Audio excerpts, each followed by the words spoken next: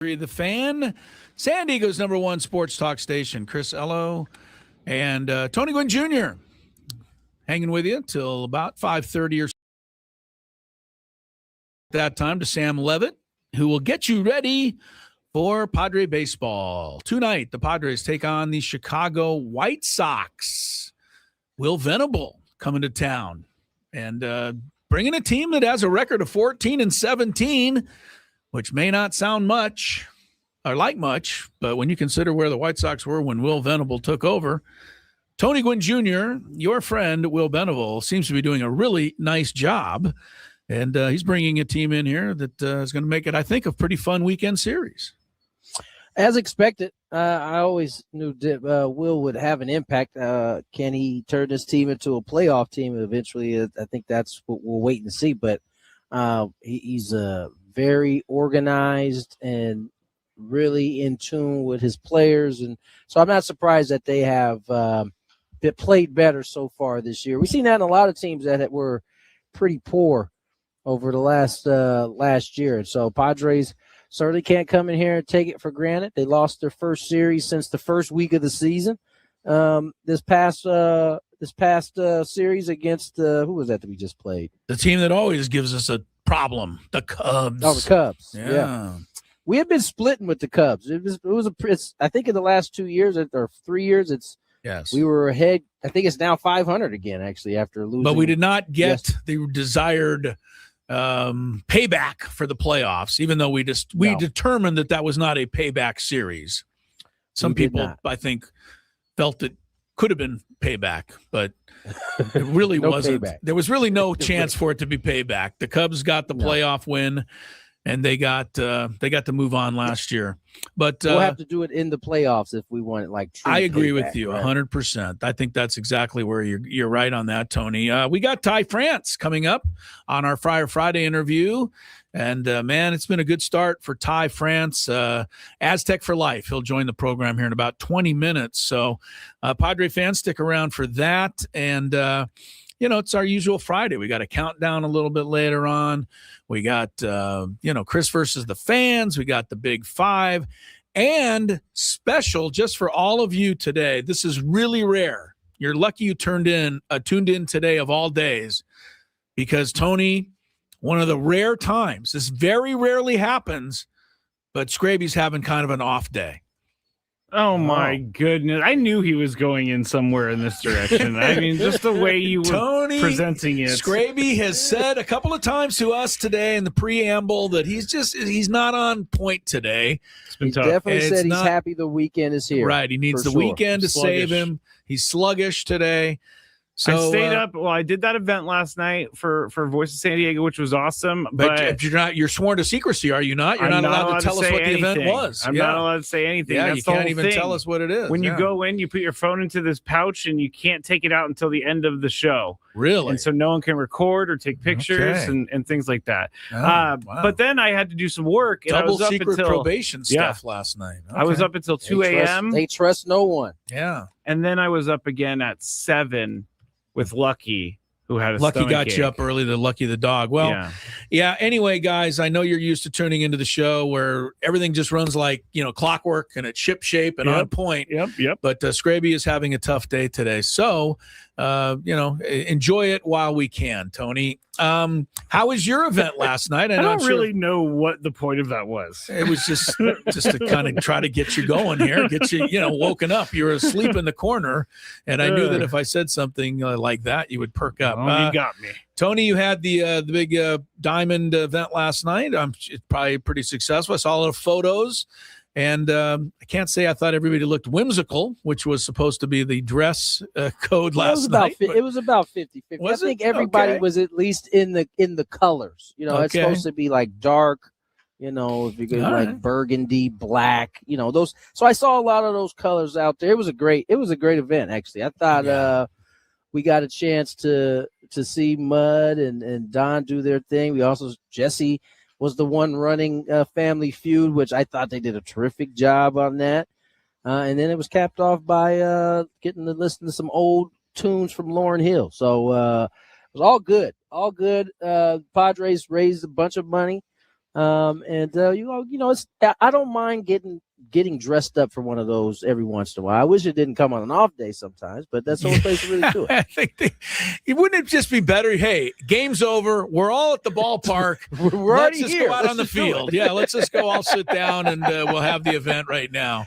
But for real. Yeah, Padres are back at it tonight with the White Sox here. And one move was made today. Jeremiah Estrada has been recalled, so they have him back in the bullpen, which I thought Tony said perfectly on the roundtable yesterday.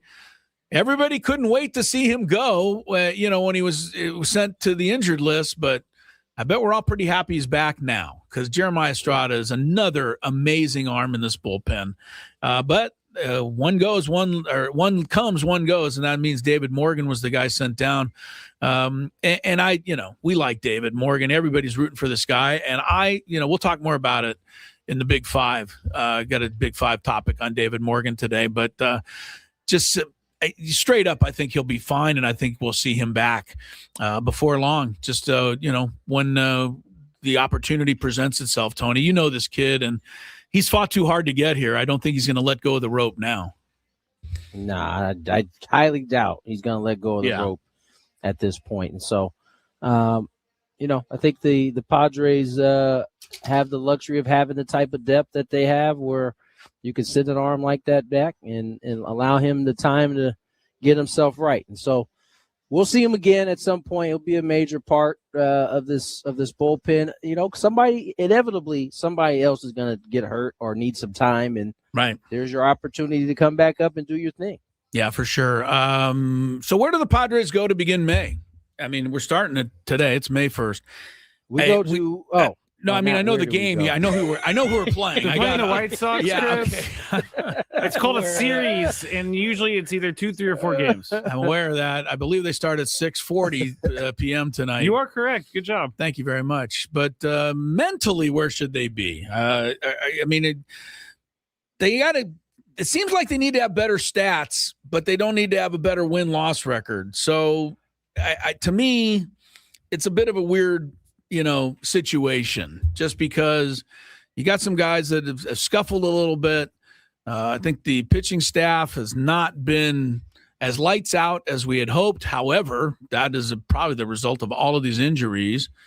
So, but the 19-11 record, I think, makes it a lot easier to keep the course that they set out on, Tony. And I know was it Gavin Sheets who talked about it with us, and I think Jason Adam too a couple of weeks ago, just about playing out the process and trusting in it. And I think when you're 19-11, it's easier to keep doing that.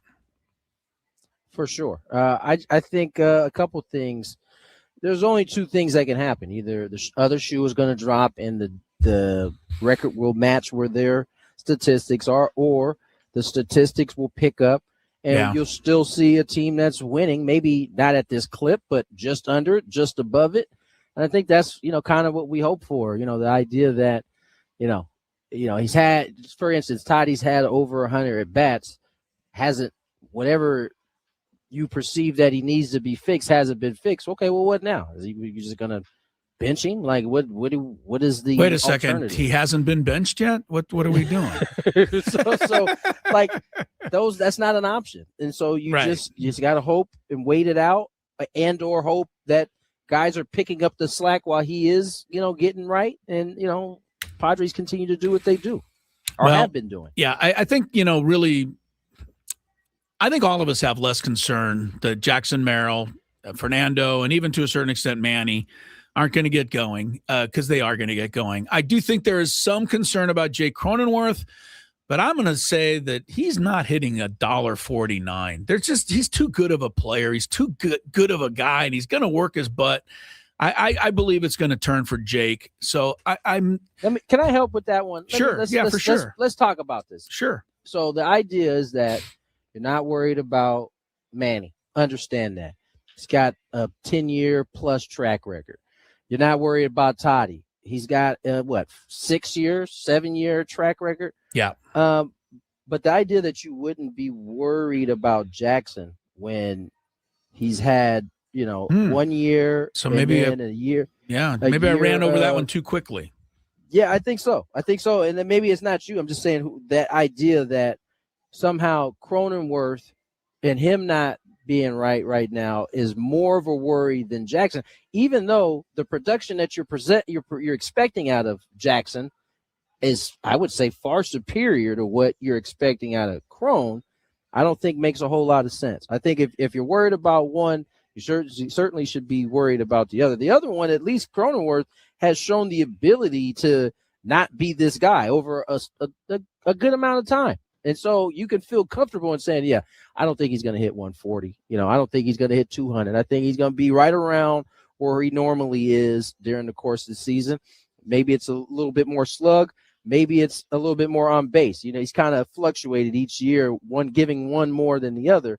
But it's not that I'm concerned about Jackson, because I do think he's going to get it going, but I don't think you can have no concern about Cronenworth and then also in the same breath say you have no concern about Jackson. I think that's an excellent point. We've all kind of just assumed Jackson's going to bounce back, but we'll have to. He's got to actually do it. And I think the other thing is the pitching needs to get healthier, and it's going to. And we're going to see Griffin Canning, I think, here sooner rather than later. I don't know about Joe, but I got to believe in Joe that we're going to see him when the time is right.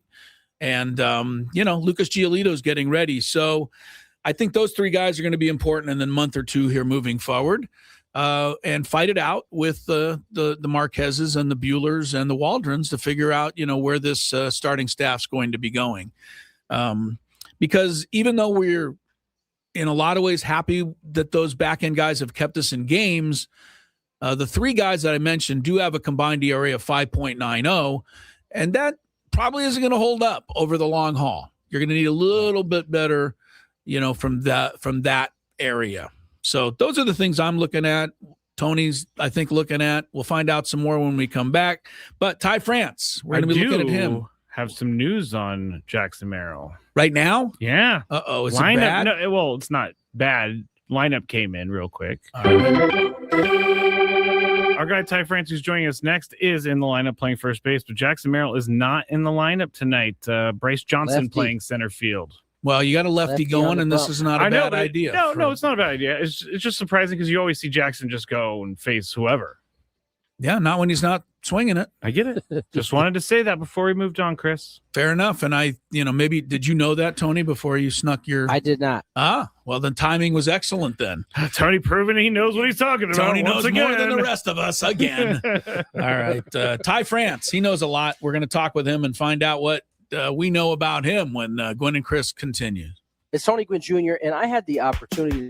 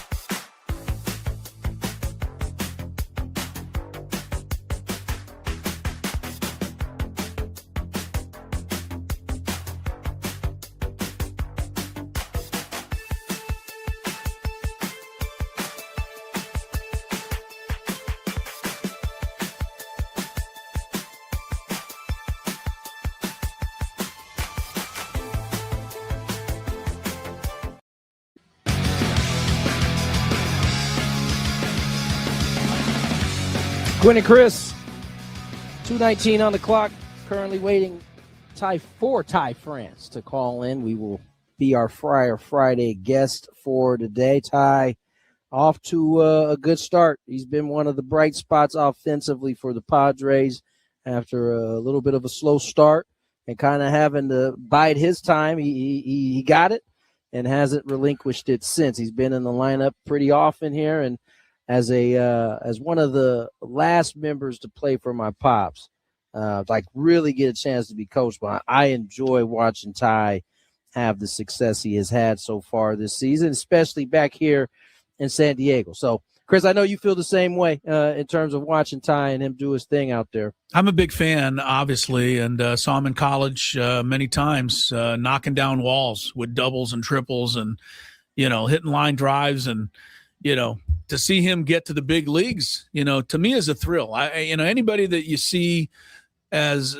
when they're up and coming, like your dad, who I saw up and coming, when they step on a big league field, even though it's far from me, I don't even barely know Ty France, if at all, but I still get a thrill out of it. And I think many of us do. So to see him having the success is really good, for sure. Let's bring on Ty right now for our Friday guest, Ty France, who was looking quite dapper last night at the dinner on the Diamond. Ty, how are you, my friend? I'm doing well. I'm just trying to keep up with you. I saw that nice green suit you had on. Hey, that's nothing, Ty. He's got a lot where that came from. Oh, I know. Ty, let's talk about your start this season, man. You came in the spring, obviously needing to earn the job. You did that and some after a slow start in spring. You got going. You had a similar start the first couple of games, I'd say, at this level, and then all of a sudden you got going. I mean, what is it felt like to be a contributor on this team? You've kind of expanded your role, I would say, since the start of the season. How has that been for you? Yeah, it's been good. They were very transparent with what my role was going to be early on, and basically, had to earn the playing time. And kind of like you said, didn't get off to the start I was exactly hoping for, but was hitting the ball hard and just kind of putting good at bats together, and it all started to click. Ty France is certainly, a guy that I think San Diego fans like, and everybody's rooting for you, Ty. And, man, you've really been delivering. How was it to bide your time the first couple of weeks, even though they were transparent, sitting there and saying, I got to get a game, I got to get a start? You had 2 or 3 starts the first 2 weeks of the season, if that. And how do you stay ready and sharp? Because I think that would be the biggest challenge of all. Yeah, I mean, you can't really replicate, live game at bats, but just doing everything possible practice-wise to stay ready, whether that's machine or hitting off the trajectory or, when I do get my game at bats, just trying to, work at bats and not make quick, easy outs. And biggest thing is just kind of trusting the process with it. It sounds cliche, but that was, as far as the headspace wise, that was the biggest thing for me, was just when I got my opportunity, making the most of it, and understanding that I'm not going to line out every at bat. They're going to start to fall.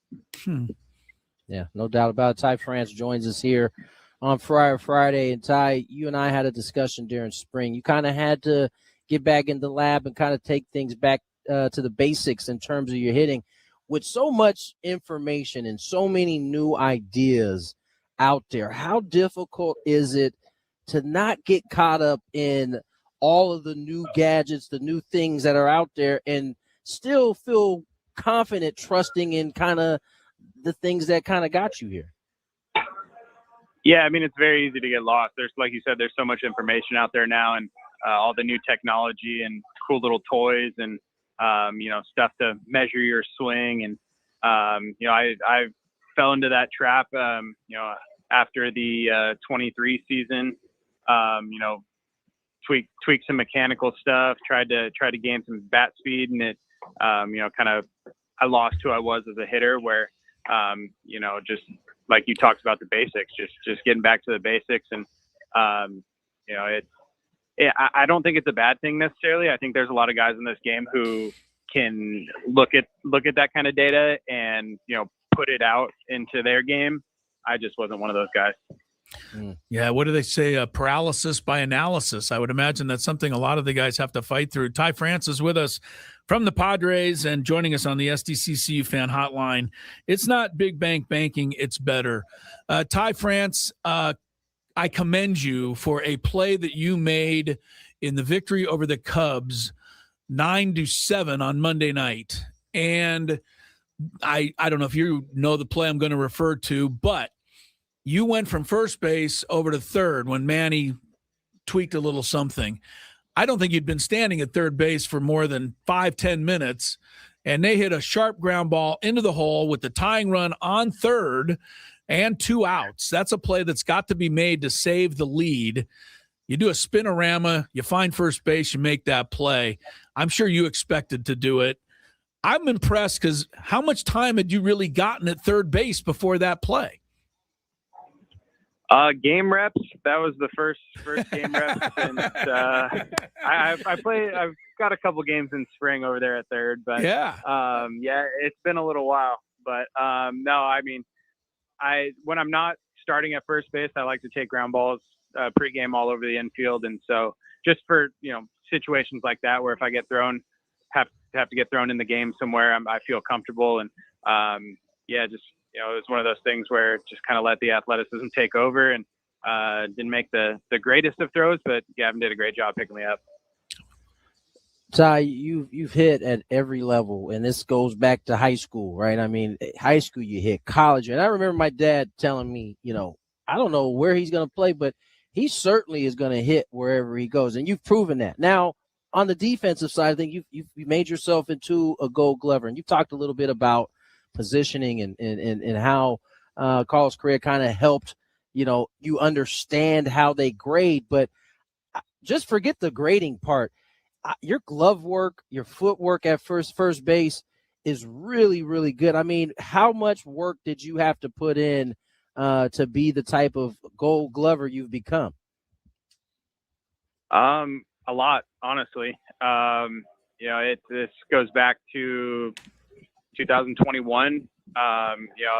Coming up, third base was my natural position, and Evan White got hurt, and they asked me if I could fill in for him at first till he got back. And I'd never really played much. I played a little bit, but not enough to feel comfortable at the position.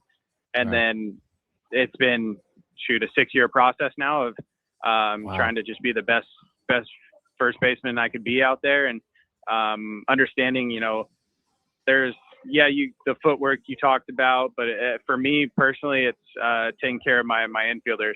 When they throw the ball, they need to know that wherever it's thrown, it's going to be caught, and have that confidence in me to do that. So it took a lot of pride over the years and trying to be the best. And last year fortunately paid off.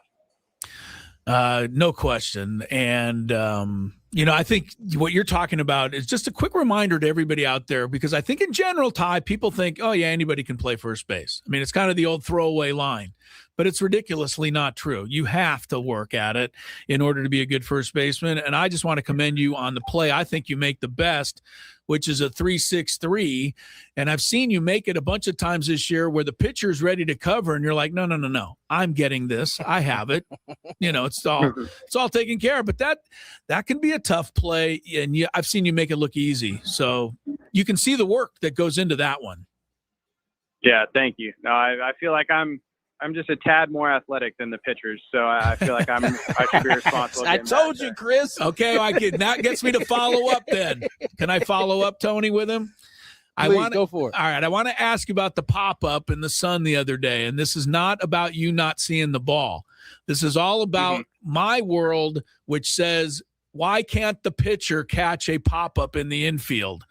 And so I'm curious from an infielder's perspective how that is, why we don't just let the pitcher get that ball, because it really would have been a lot easier. It was a lot closer to him anyway than it was to either you or Jake. So what's your perspective on that play? I'm all for getting the pitchers out of there. If it doesn't go in the sun, I catch that no problem. Yes, you do. Same with you. So, I mean, I've also like, hey, if it's hit right on the mound and they feel like they've got it, they're more than welcome to say something.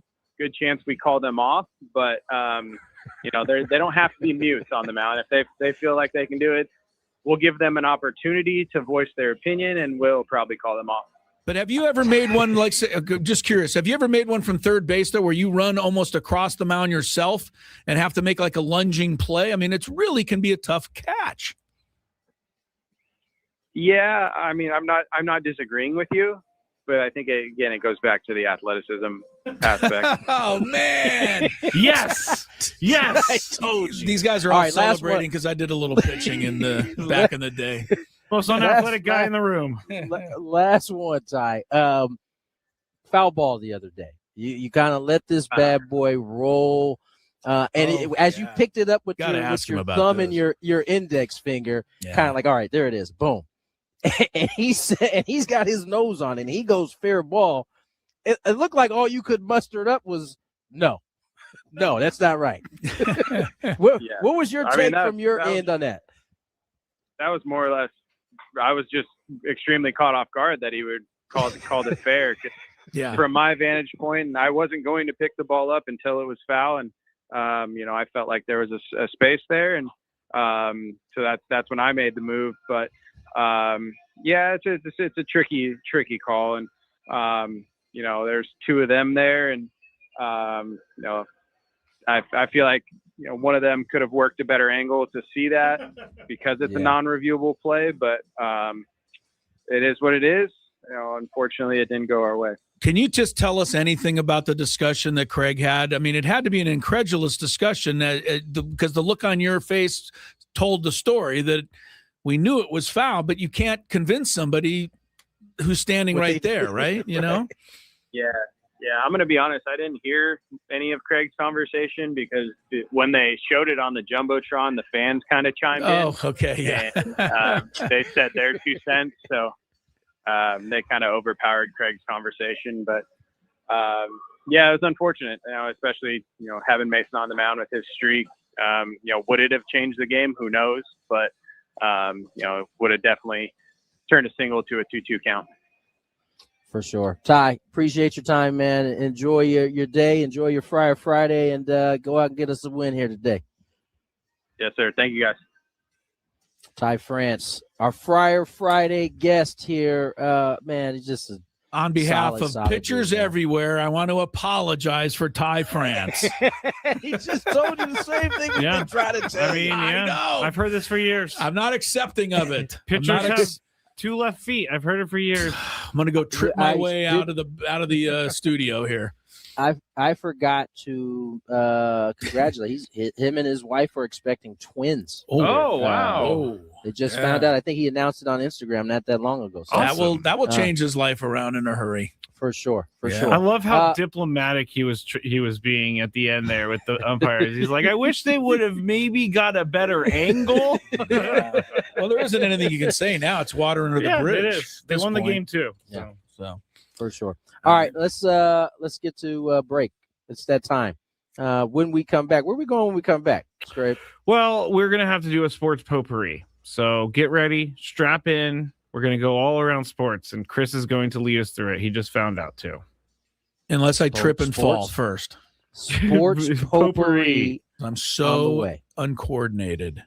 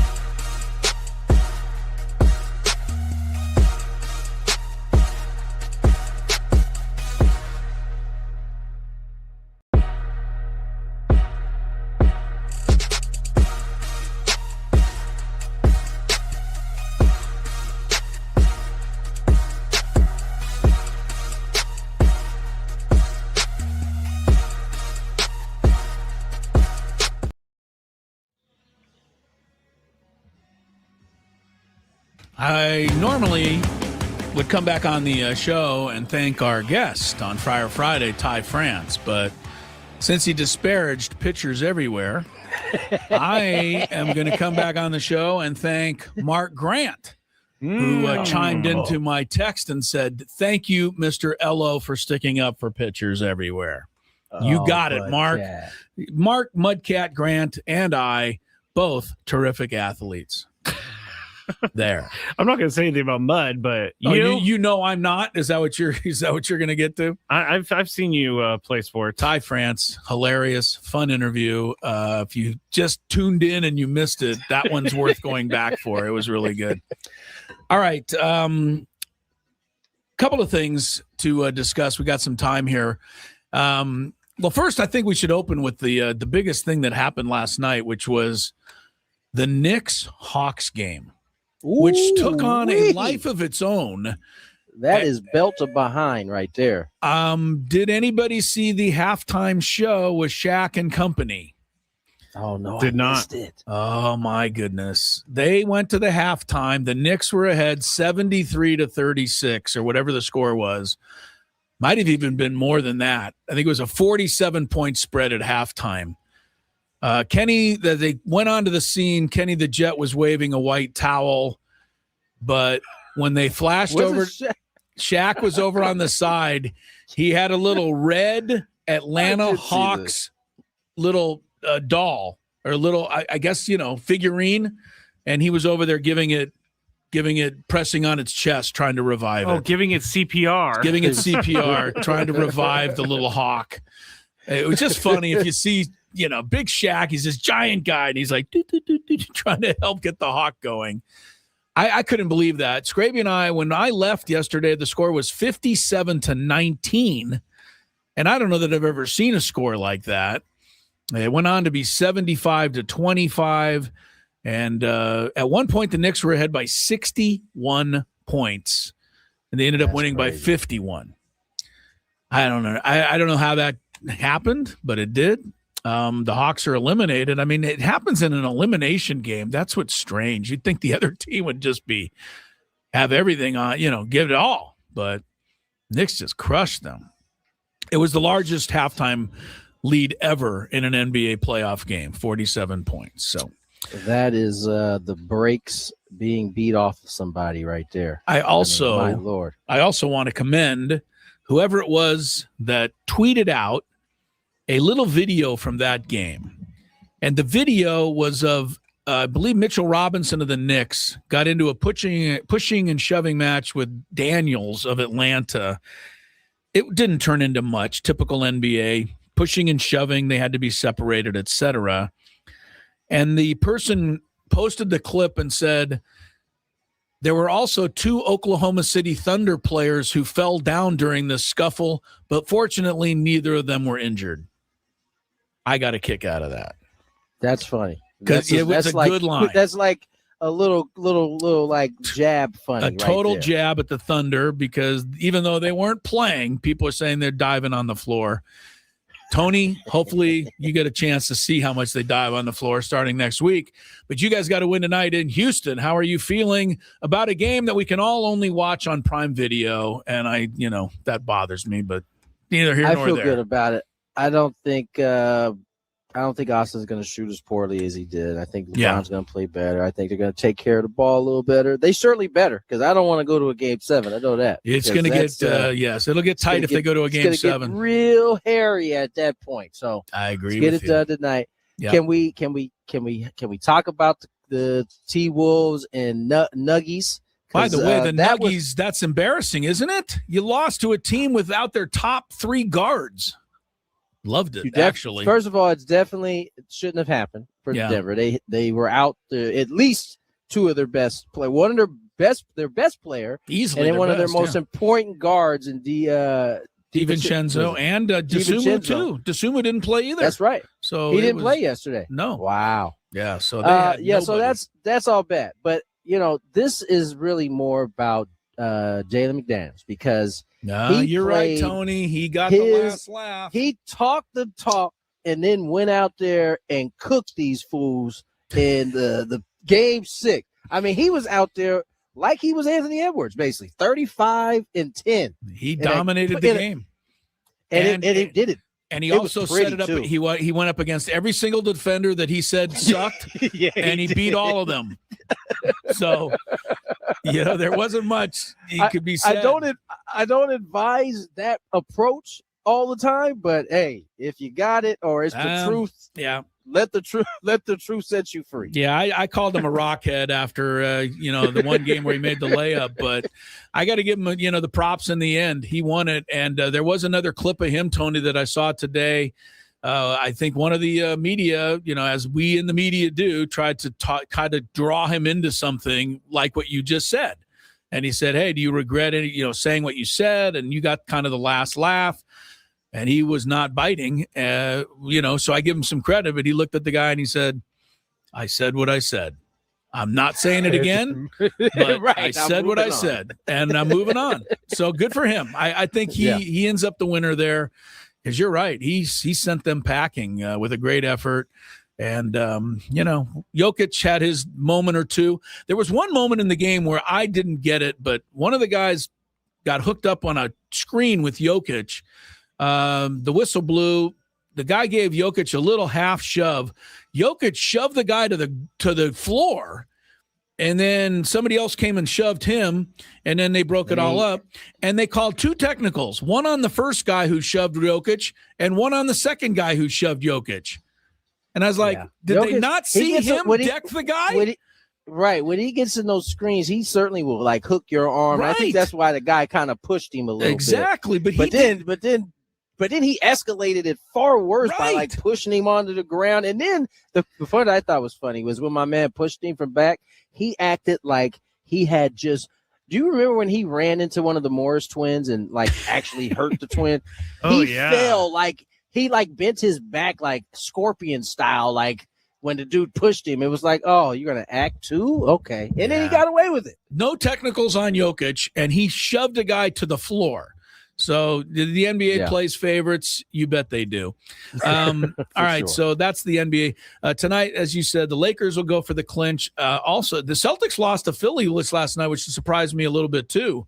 They go to a Game 7 in that series. Yes, we got a hand up in the yes, I wanted to make sure here. we did this because we were saying we would talk about something yesterday if we had time. We did not have time, but unfortunately, the San Diego Mojo are going to be taking a year off, the volleyball team here in town. That's a potpourri item that we did say we were going to discuss. The owner said in a statement he wanted to take 2027 to build a long-term plan. He believed the league believes a different direction is required, but Major League Volleyball said that San Diego is a great place and they're committed to San Diego. I hope they are. I hope that they get out in the community. I would like to see some of their players knocking down the door of our studio.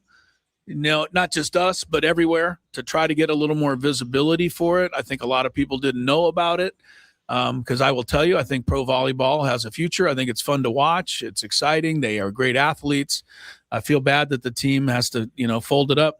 The other thing that's interesting, by the way, they're heading into the playoffs. Mm-hmm. And even though they've announced that they're ceasing operations, they are participating in the playoffs as we speak. So, yes, that's a good potpourri item. Thank you. Along similar lines, congrats to the Ducks last night. They got it done at Edmonton or over Edmonton. They beat them pretty easy, 5-2, and they move on. Edmonton, the two-time defending conference champs, they go home, and the Ducks move on to face either Vegas or Utah in the second round of the Stanley Cup playoffs. Another feather in the cap of Joel Quenneville, the coach of the Ducks, who I think is just one of the best out there.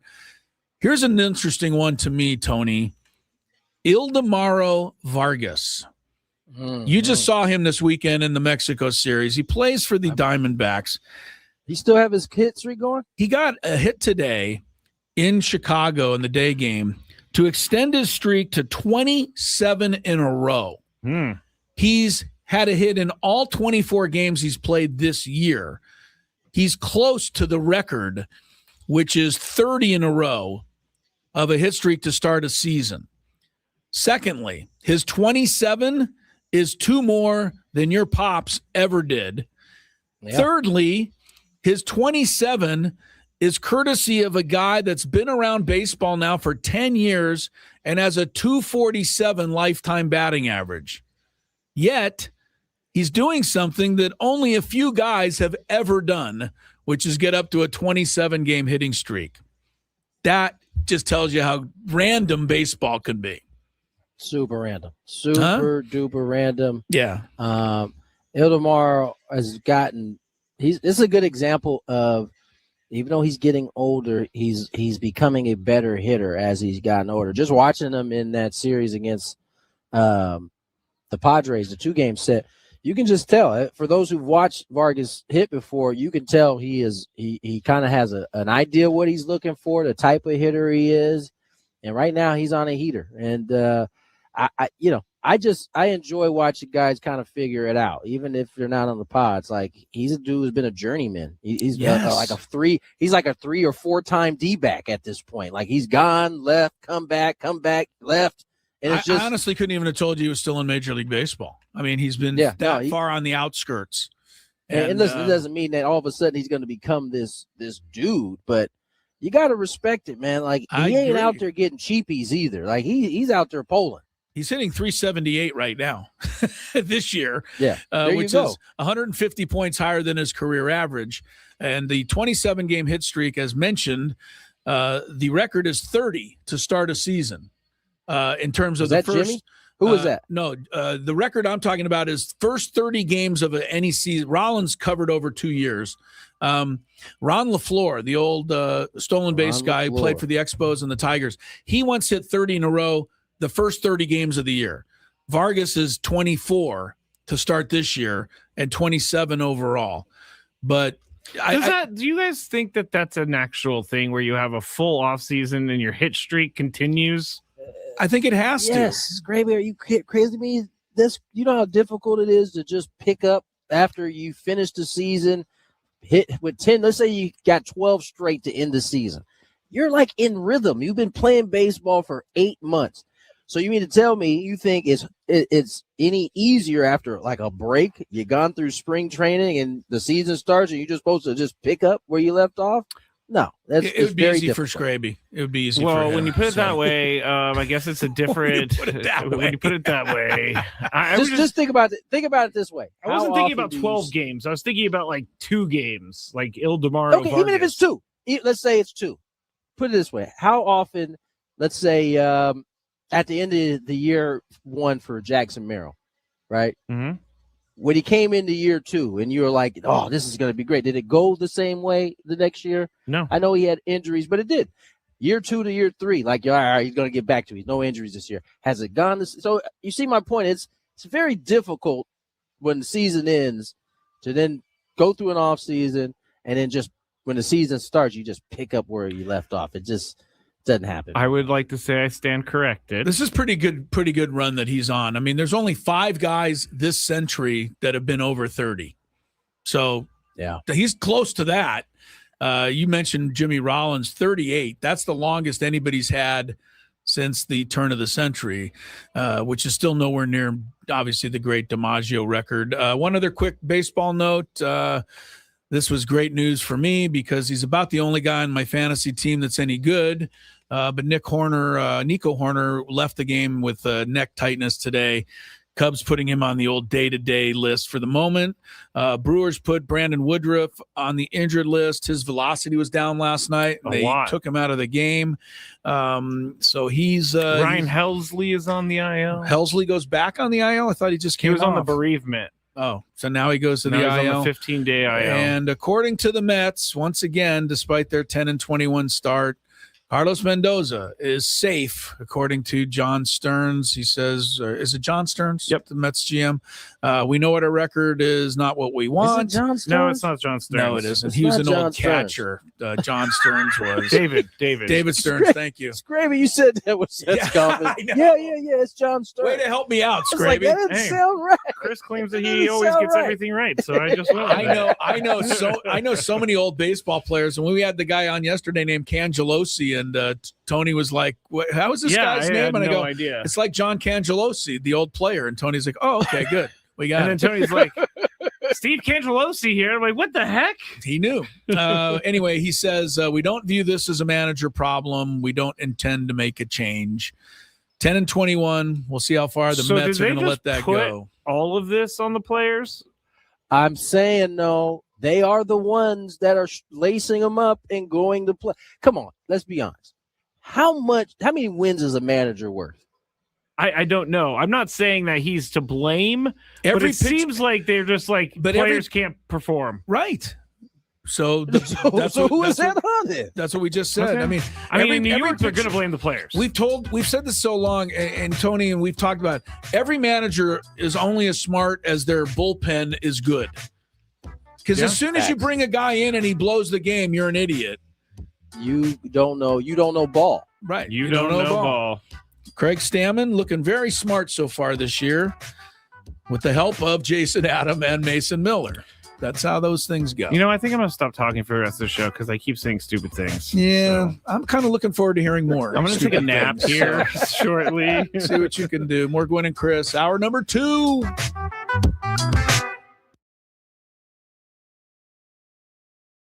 All right, so here's what happened.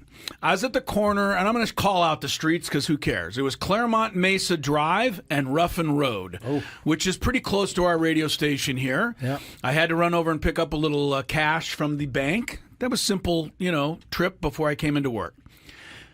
And I'm on Ruffin Road, coming up to Claremont Mesa Boulevard. Ruffin Road can be a little rough sometimes. They could pave that. It wouldn't hurt. Yeah, it wouldn't hurt if they can't call it paved road. I know that. Wait, your issue isn't the potholes in the road? That was I'm used to that. So we come up on Claremont Mesa, and we're at the stoplight. I'm in the left-hand turn lane to turn left on Claremont Mesa. I'm the third car back. And there's 2 left turn lanes. There's 3 cars in line here. And then the going straight is also red. And that is backed up each of the lanes. So that I've got cars on my right. I've got cars on my left. I got 2 in front of me. I got people behind me. No big deal. Light cycles through. And our turn doesn't come. Oh, no. So the cross traffic gets to go again. And then the people coming across in our direction, they get to go again. And then for a second time, they skip our turn. Well, that's what I thought. So now... Actually, you're not going anywhere. You're stuck. Right, you're stuck. You're not going anywhere. And my first thought, of course, as a good scout or, athlete, is to look around. Is there any way out? Can I back up? Can I, I'll do anything. But there is nowhere for me to go. No. It happens a third time. Whoa. And I'm pretty clear at this point, this light's broken. And I'm starting to think, how are we going to get out of this? Am I going to have to call, the police to come and fix it? No one's going to know it's broken. 911 emergency response. Yeah. Emergency. Ruffin Road in Claremont. The light is stuck. The light is stuck. And so this is 5 minutes probably, but you can imagine 5 minutes. No, that's a long time, right? Time. Well, when it comes to the 4th time, I finally start just leaning on my horn. Oh. I'm trying to get... What are the people in front of you going to do? Well, because there was a moment, right, after the traffic comes this way, it paused. You want them to run the light. You could at least a couple people could run the light. We could get this going here. You want them to run the light. I did. Break the law. Well, they had to. Otherwise, we'd still be there. Anyway, so this is going on. So I'm starting leaning on my horn. The lady next to me looks at me like, what the hell are you doing? Good for her. Good for her. And good for her. Yeah. Kidding. I'm like, ma'am, kidding. Are you just clueless? Were you going to sit here the rest of your life? She has faith that the light's going to turn eventually. Evidently so. If it had gone again, the guy next to me on this side rolled down his passenger window. That starts to go down. I think he's going to be mad. And he's like, what? And I'm like, I'm pretty sure the light's broken. Like, how do you not know this? We've all been sitting here for 6-7 minutes now. The 2 cars at the very front of the left turn lane are not budging. So they apparently are content to sit there for as long as it need be. They also have faith that the light is going to turn. But I have no faith. What gives them that faith? Yeah, but what gave them the faith? I mean, it had cycled through 4 times now.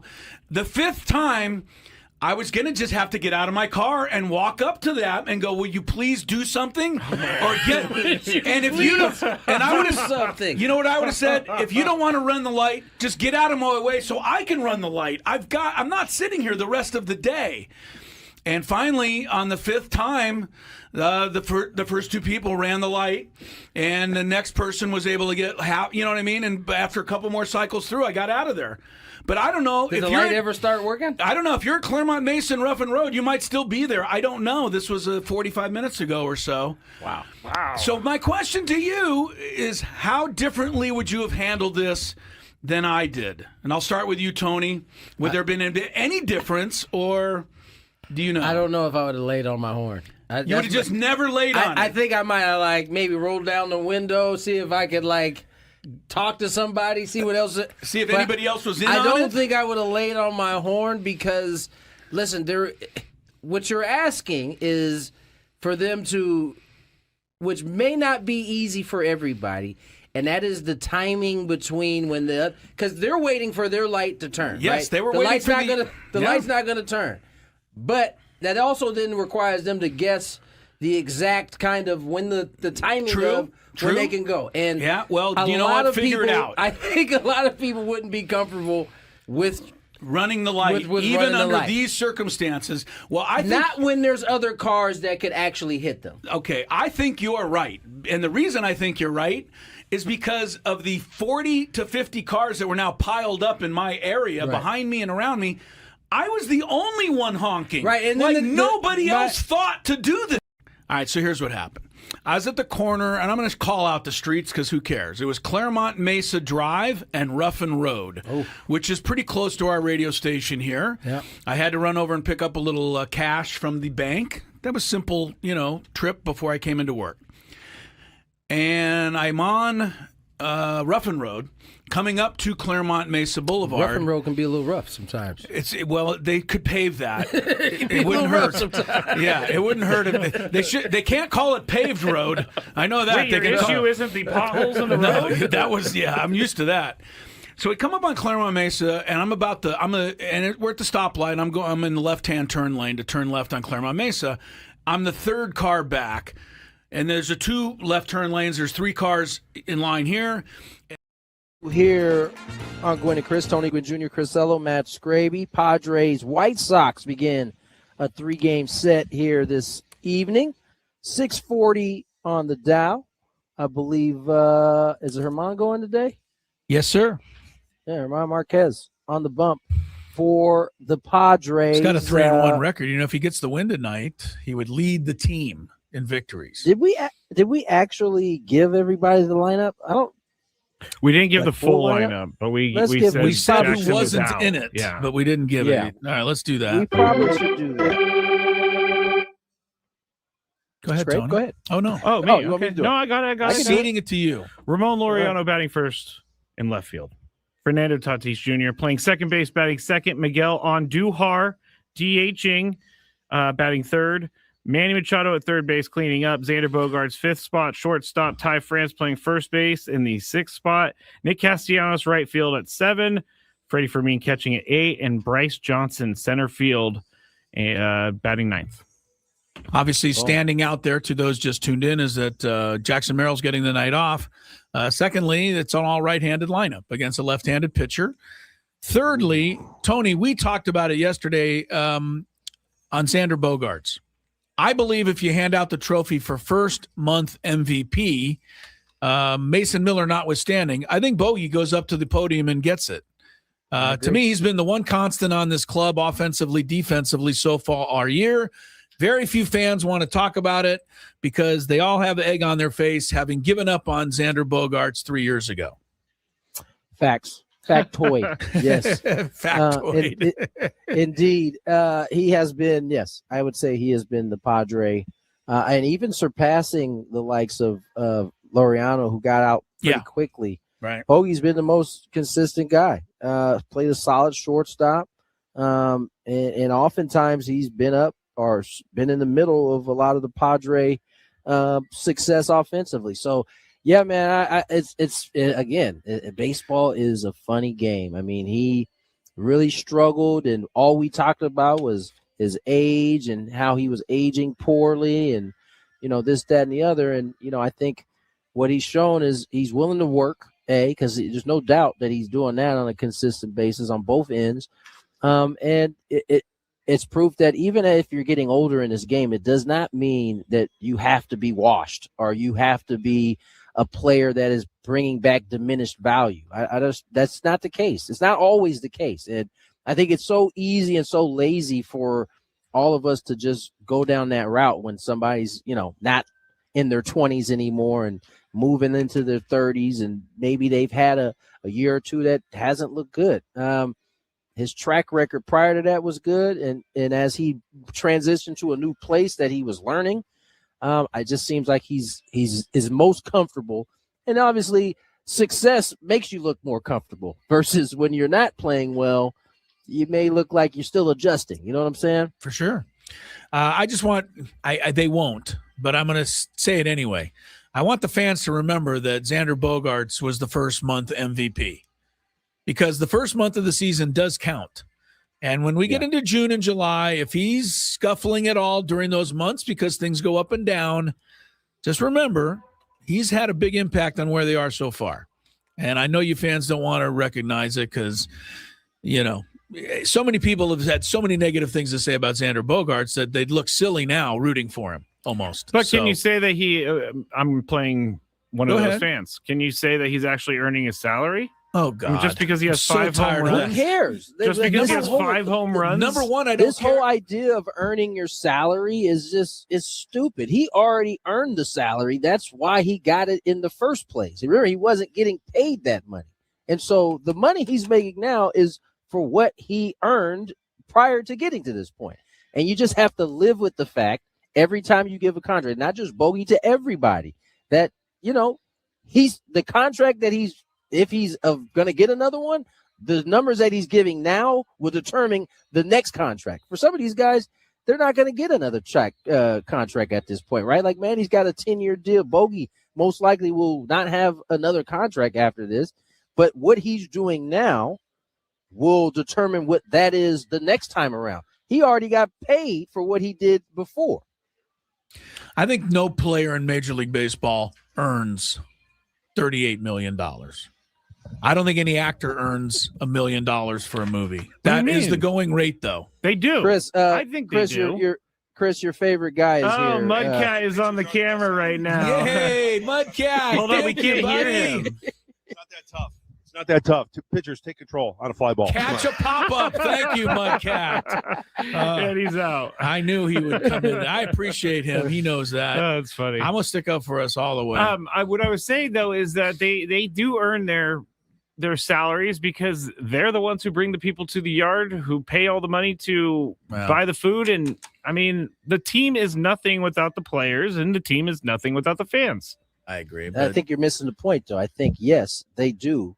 Unfortunately, the Padre fans that show up to watch Xander Bogaerts, his money is already given to him at this point. Like, if you decided as a fan, you know what, I'm not going because Xander Bogaerts is not playing well enough. I'm not going to any more games. I'm not supporting his salary. He is still going to get paid that money regardless. Contracts, there's always going to be a contract that people are like, oh man, that's a bad contract. I just think that you should. I think that you should look at it as, okay, let's say when Barry was doing all his, like the last, let's say 4 years he was in Pittsburgh and he was doing his thing in Pittsburgh. The Pittsburgh fans didn't know at the time because they thought he was probably going to be a Pittsburgh Pirate for his whole life, but they were watching him build his contract for the Giants at that point.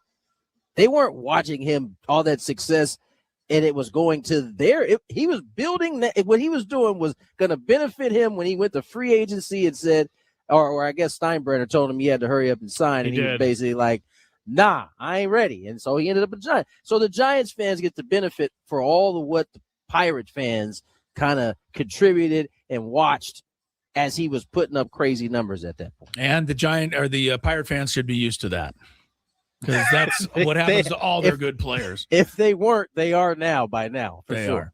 All right, let me throw a couple of numbers at you, Tony, for the first month of the season. This is kind of to remind everybody where the Padres are and whether you think some of these numbers I give you are going to get better or potentially, be tough to keep up. Like they could get worse. And let's start with, because I think what we're going to find as we go through this is that most of the Padres statistics do not, coincide with the record that they put up. For instance, the team batting average is 235, 21st in baseball. Going north from here, or is 235 over what we would expect? Say that again. What's MLB? What's Major League average? Do you know? I don't know, but 235 is a team average. You expect that to get better or worse? Where are we at right now? 235. 21st best in baseball. I expect that to get better. I do too. And I think Scraby, without hearing from you, probably agrees. Yes. How about on-base percentage? They're 26th in that. They're only ahead of 3 teams. They're at 309 in on-base. I think we agree that's going to probably go up. They're not a team that's going to be that low all year. Yeah. I would Agreed, assume. Tony? Where does that play at in the league? 26th. That's what I mean. No, that's going up. All right. Is your connection okay, Tony? Because he's okay. No, I just wasn't listening to the first part of the question. Yeah, you know what? And I don't take that personally because I don't listen to a lot of things either. I'm over here doing more things than you know. Really? Especially when you're talking, Scraby. All right, OPS, they're 22nd in baseball right now at 693. I mean, Fernando gets 2 doubles and it goes up to like 750. Right. You know that's that's going up, right? It's going up. All right, how about runs scored? They're right in the middle at the moment, 15th in baseball, 139. What's that average, too? What's runs per game? Is that? I wasn't sure you'd ask, but now that you did, I didn't have it. How many games have they played? 30? Yeah. 30 into 139. We're going to see how fast I can do this.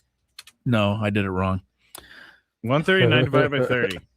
Yeah, that's what I want. Rounding up 5 runs a game. 4.6. Higher or lower? 15th. He's I think about a this, titch higher. a little higher. Okay, So I'm going to titch. do a low arrow. A titch. I don't know what that is. 5 runs a game is a lot. Maybe isn't a it? titch gets you to 5. Maybe a titch gets you to 4.8. Yeah, five's a I pretty like good that. number. I like it. A titch. How's that spelled? Titch is 0.2, I think. Is that It's twitch T-I-T-C-H? without the W, I believe. T-I-T-C-H? Titch? Yeah, sure. Ooh, that's closer to some I other know. word. You really emphasize the first syllable. What, the T-I-T? Move on. Stolen bases, Tony. They got 28 steals. They're Yeah, no, 8th I in that don't- categoh, which is not bad. But 8th? yeah, they're tied for 8th with a bunch of teams. I think they'll drop. They're going to drop there. Okay. Yeah. How about 7th inning or later? Their OPS is 4th in baseball, 791. Is that likely to stay, or is that going to go down? I think they stay at 4th. I think it still ultimately comes down. I think everybody's eventually come down a little bit, but I think they stay up They in could that stay 4th. area. Okay. Yeah. Late and close. And we Scraby explained this to everybody, but it's a game that's can be won. You can take the lead, you can tie the game, and it's the final 3 innings. Yes. Their OPS is 921, 3rd best in baseball. I mean, that's so crazy to me because yeah. they're not anything near that. It's in the almost first 6 300 innings. points higher than their normal OPS. I think we can expect that to go just down on merit alone. I think so. All right. We're coming to the end. I want to give you one more. Team ERA, 4.23, which is worse than the Rockies. We got to expect that's going to improve. Yes? For sure. Okay. Bullpen is 4.15. We can expect Yes. that to improve. Yeah. And then the final question, they have 19 wins. They're currently 6th in that category. The Cubs won their 20th today. The Braves have 22, and then the Yankees, Dodgers, and Cubs all have 20, and the Reds too. So they're only 1 behind 2nd place. Do we expect their win total to stay top 5, top 6 all year? Yes. I do too. Okay. I think they're right there with the Cubs. Watching that team, those 2 teams play those 3 games. Mhm. I thought that they matched up really well against one another. And Padres didn't have their best bullpen guys ready. I Lined don't up, think. yeah. All right, Cubs, Cubs 120. They beat the Diamondbacks 6-5 earlier today, despite the crazy Ildemargo Vargas going 4 for 4 and extending his streak.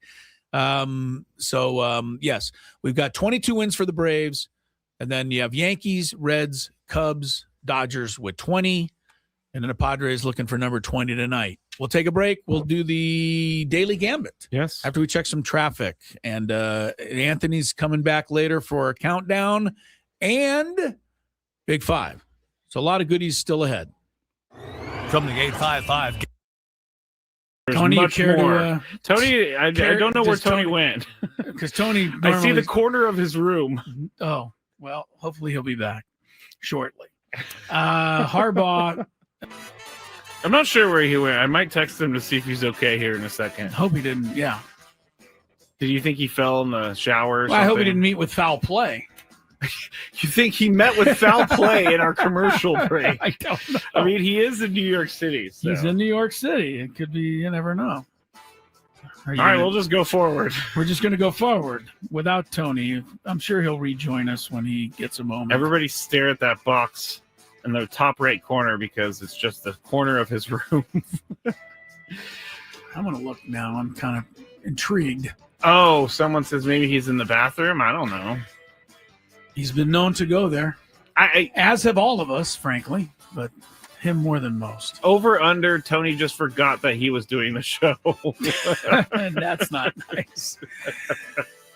Yeah, so maybe that's what they're thinking. You know what just hit me, Chris? No. What if Tony went out to get like ice or something and he forgot his room key? That is something Very that well he possible. is more than capable of doing. Because he would never be gone this late, this long, with knowing that he was on the show. No kidding, man. We took a commercial break like 5 minutes ago, and he has not returned. I'm going to text him. Like, are you out in the hall trying to get into your room Say, right now? Everything okay? Oh, no. This Question is mark. scaring me. No. Did you hear back from Tony yet? No, I'm thinking Something. he locked himself out. He doesn't have his phone because it's in the room, so he's down at the front desk or something. I don't know. I'm sure there's a story in here somewhere. There's when we definitely get him got to back on be the a air. story. Anyway.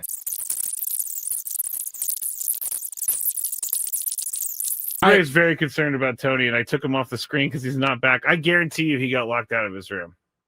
I don't think you're wrong, because that makes sense. But how far away is the lobby? Of course, the New York hotel, it could be one of those ones where you got to wait a while to get up to the... And he's just sitting in line. I don't know why I find this so funny, but it is. Well, it's funny to me. it's funny if he comes back with a funny story. Yeah, like It's I locked not myself funny. out. It's not funny if he fell and hit his head somewhere Well, and we don't know where he is. Of course, That's not funny. Of course, that's not funny. He's obviously not with his phone because he hasn't gotten back to us.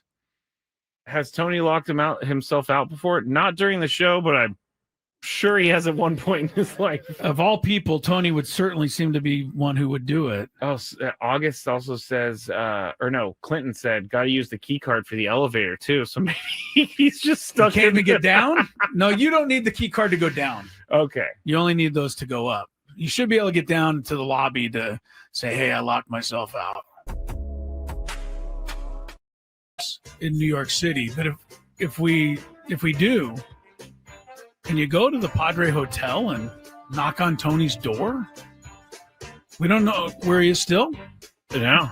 Still hasn't come back. And I turned on It's been 20 minutes now. I know. Now I'm starting to get a little worried. Yeah. Where'd he go? What happened? I don't know. I would call the front desk of the hotel, but I have no idea where they're staying. I don't know where they're staying either. And when you sent him a text and said, is everything all right? We have not heard back from him. He is still not back in his room. I bet you he is standing in line in the lobby as we speak. Trying to get his key back.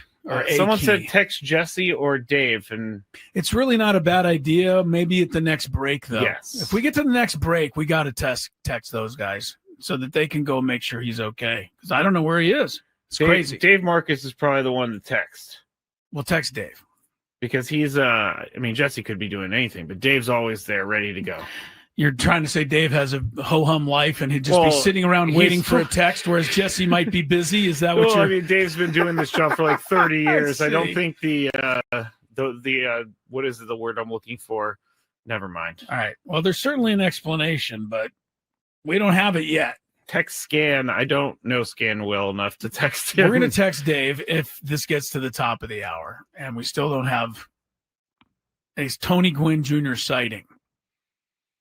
All right, do we just go to traffic like it's normal behavior time? I mean, it just seems weird. We got to move on with the show. Show must go on? Yeah. I don't know.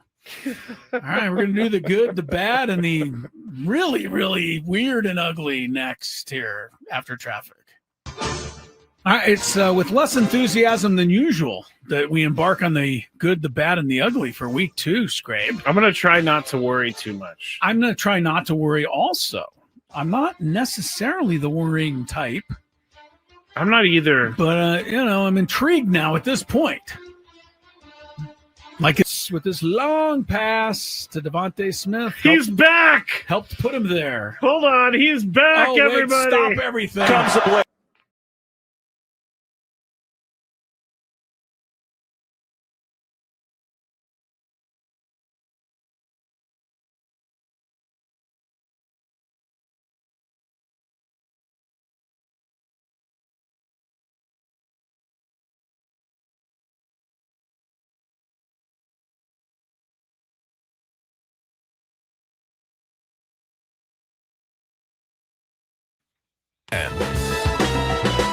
Daily Gambit is our daily sports betting segment here on 97.3 The Fan and Gwynn and Chris. Please, everybody, gamble responsibly. Countdown coming up in about 15 minutes or so. And I think Scraby topic today, so look out. I think we got a good one. But we did make some bets yesterday. You do you? It spurred some conversation, that's for sure. Okay. We are also broadcasting live from the Bill House Studios where we know how. Last night, Knicks were 3.5-point favorites over the Hawks. Tony and I went Hawks. You Good went pick Knicks. there, guys. Good pick. Knicks won 140-89. I think they covered. Yeah, me too. Yeah. Boston minus 6.5 against the Sixers. Tony was the only one to take the Sixers, and the Sixers won by 13. Very surprising there. I was surprised to see them force a game 7.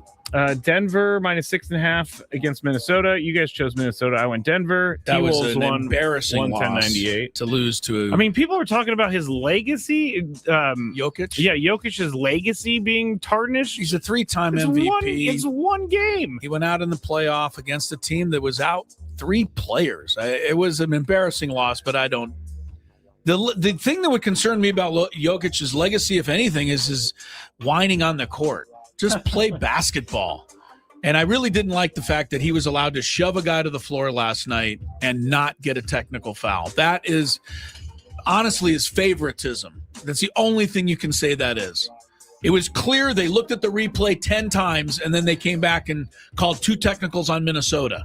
Like, what were they looking at? There are like instances of replay where you're like, what? Yeah. Did they look at the same thing? Are you looking at? Did they see the same thing I did? Happens a lot in baseball. I'm like, sometimes I could clearly see this guy's safe, but you thought he was out? Somehow. I don't understand. Right. Denver, we already went over that. Edmonton minus 1.5 against the Ducks. We talked about a little bit earlier. Quack, quack, quack. Chris and I went Ducks. Ducks won advance. 5-2. Good job. All right, here we go tonight. We got a few to run through because there's a lot of good games. Rockets minus 3.5 over the Lakers. Lake Show looking to close out. I told Tony and he agreed, not surprisingly, but I do think the Lakers will win it tonight. I don't think it'll go back to a game 7, but if it does, it's going to get hairy because no NBA team's ever blown the 3-0 lead. You don't want to be that team. You don't want to be that first one. You want the Rockets? No, you're Lakers. You're going Lakers. Yeah, I thought you'd want to see a little drama there. Cleveland is up 3-2. They go to Toronto for game 6. The Cavaliers by 4.5. Scraby. They're pretty good. I'll go with them. The Cavs. Cleave for the closeout. Cleave for the closeout. Cleave for the closeout. Yeah, it's not going to happen. Toronto's just as good, I think, as Cleveland.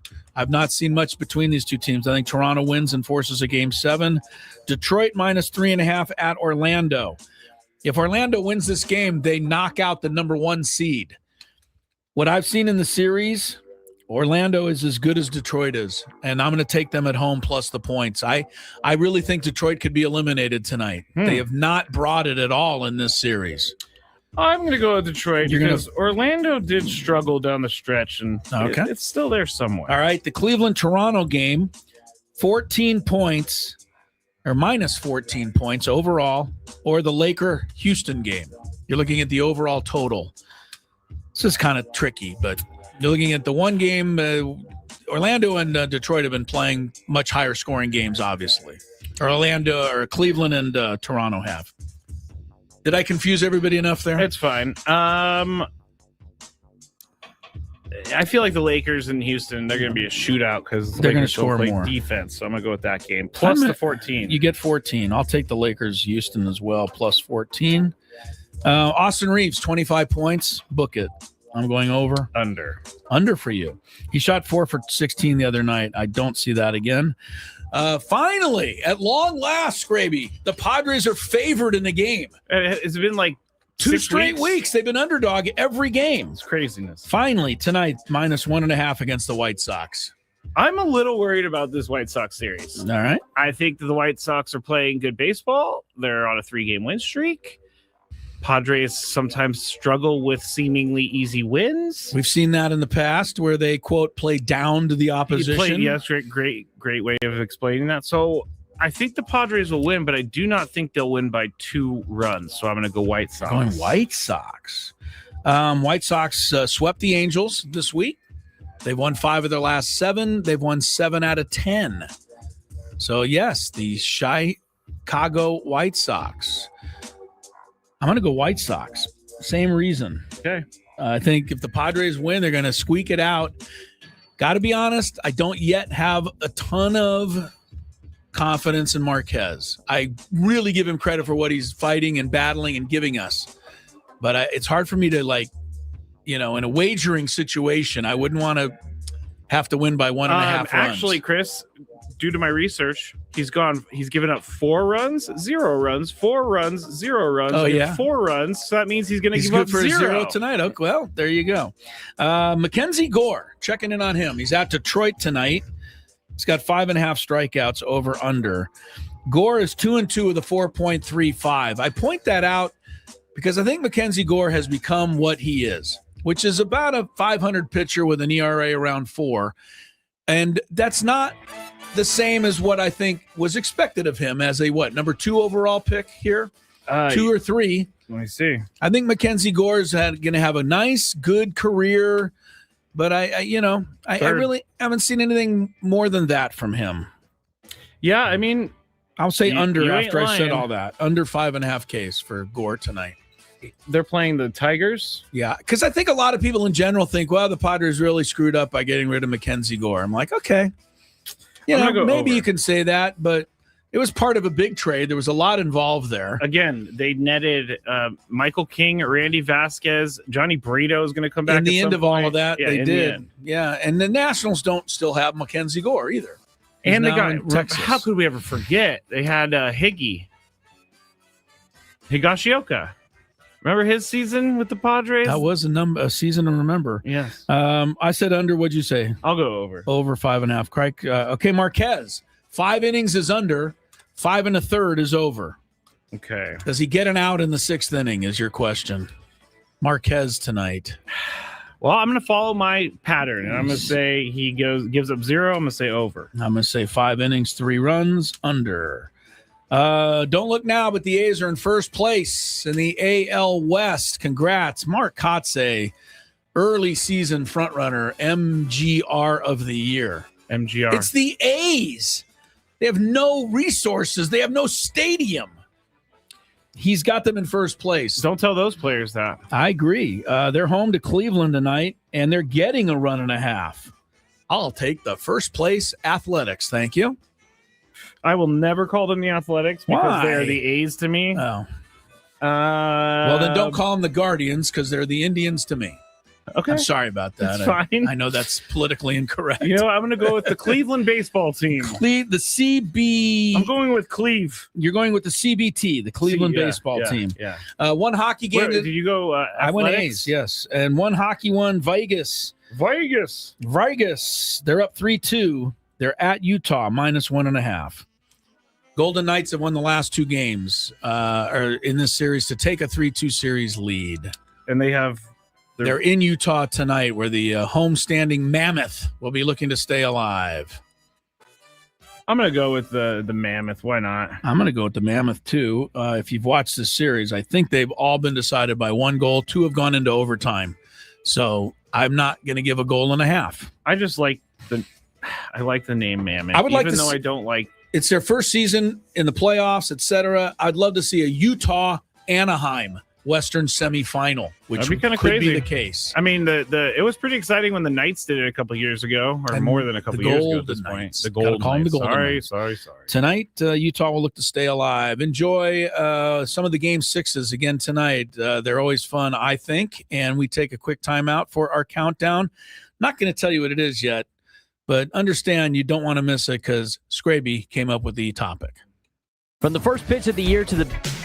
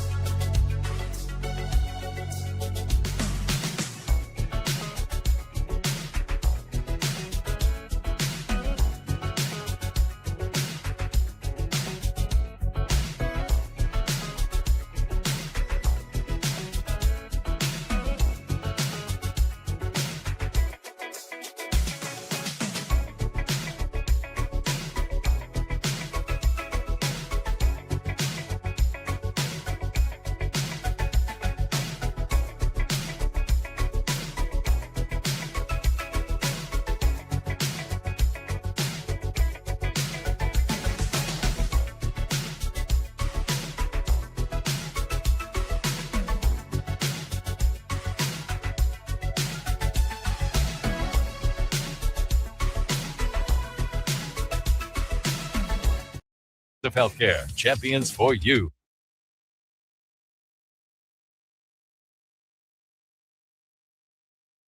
Ty France is our Friar Friday interview today. If you missed it earlier, you're in luck. Have it for you a little bit later on, about 5:15 today. You'll hear that, or you can go find it at your leisure on SD 97.3 thefansd.com. Yes, also YouTube. You can go to 97.3 The Fan on YouTube, and you'll see it there as well. All right. I will say I enjoyed that one, even though he playfully made fun of pitchers. I don't think he playfully did. I think you think he was pretty serious about it? I think he was serious about it. Mark Grant came into the booth to defend Yes, he did. the honor of pitchers a little bit after that interview, but good interview with Ty France. All right, we got to get to our countdown. Again, it's a Scraby topic, so all bets are off. First, though, traffic. From the 855 Get Ross Traffic Center. Injured? Demand justice. Demand Jurowitz. 855GetRoss.com. Slow ride on southbound 163 from Mesa College is being compounded by a crash clearing just before Friars Road. Heads up 2 for a hazard on the eastbound 8 just before the exchange with the 15. This game day traffic report is brought to you by Crystal Geyser Alpine Spring Water. What makes Crystal Geyser Alpine Spring Water different? We always bottle our Alpine Spring Water less than 1.5 miles from the spring source, and all our bottles are made with 50% recycled plastic from our own recycling plants. Crystal Geyser, bottled at the spring source. It's now time for Gwynn and Chris to rank their top 5 of the day. Gonna grip and rip as usual. But this isn't just a regular top 5 list. I love it. It sounds sadistic, but I love it. This is the countdown. And it starts right now on 97.3 The Fan. Yes, indeed, it is that time in the program where we find out what the three of us think about a certain topic. It can range from sports to entertainment lists and countdowns. And I don't know, even last week, I think we did something rather novel. Does anybody remember what we did last week? Yeah, it was the and does anybody names. does anybody remember who we chose? Like, who was your favorite Matt? I don't remember who you picked. I think maybe it was Matt LeBlanc. Matt LeBlanc was your favorite Matt. I don't think he was. I think he was on. You don't even remember. My dad was my favorite. Tony's favorite Tony was his one. dad. That was easy. My favorite Chris was Chris Farley. Matt does not remember who his favorite Matt was. I'm glad to know you put so much heart and soul into this segment each week. I've let that go from the brain. I didn't need it anymore. Gotcha. All right. Well, today's topic, we're going to get back to some sports. In the wake of the surprising firings. Matt Groening. Who? Simpsons creator, Matt Groening. Okay. That's Very my number good. one. That's great. Well, you were making fun of me, so I no, I'm happy. I'm happy. Okay. But I was right in the middle of announcing the, topic today. That's You've thrown me off course. Great. In the wake of the firing of the managers Alex Cora and Rob Thompson, both considered somewhat surprising, today's list will be a simple sports list of the 5 most surprising or maybe worst or controversial coaching firings of all time. And that can be college, it can be pro, it can be managers, it can be whatever sport. The 5 most controversial firings. Number 5. I'm going to have Tony Gwynn Jr. start it off. Controversial firings. Well, surprising, controversial, or just like bad Alex decisions. Cora was just a surprising. I mean, maybe not that surprising, but that's where we're looking. Yeah. It was Scraby's topic, so if you have an issue, take it up with him, and I will sit back and enjoy that. I didn't see the topic, so this is brand new to me. I didn't see. We've been talking about the countdown, and you acted like you knew what the countdown topic was. I didn't, but that's all right. I'm okay. I'm flexible in these situations. You want me to start and give you a moment to think it through? Yeah, you start. Give me a moment. Okay, go ahead. Now, my number 5 most controversial firing, I'm going to go ahead and since the Red Sox were in the picture this week, I'm going to go with a Red Sox firing, and that is Terry Francona from the Red Sox. It happened in 2011, and the reason I think this is controversial, but I think it's just also bad, just bad.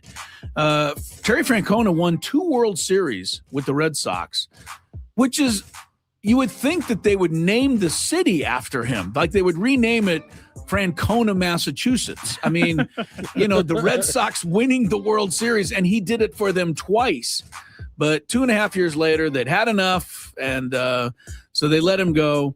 And all they let go was a guy who has since won 3 Manager of the Year awards, taken Cleveland to a World Series, which is another remarkable feat, and has picked up 1,024 wins since they let him go.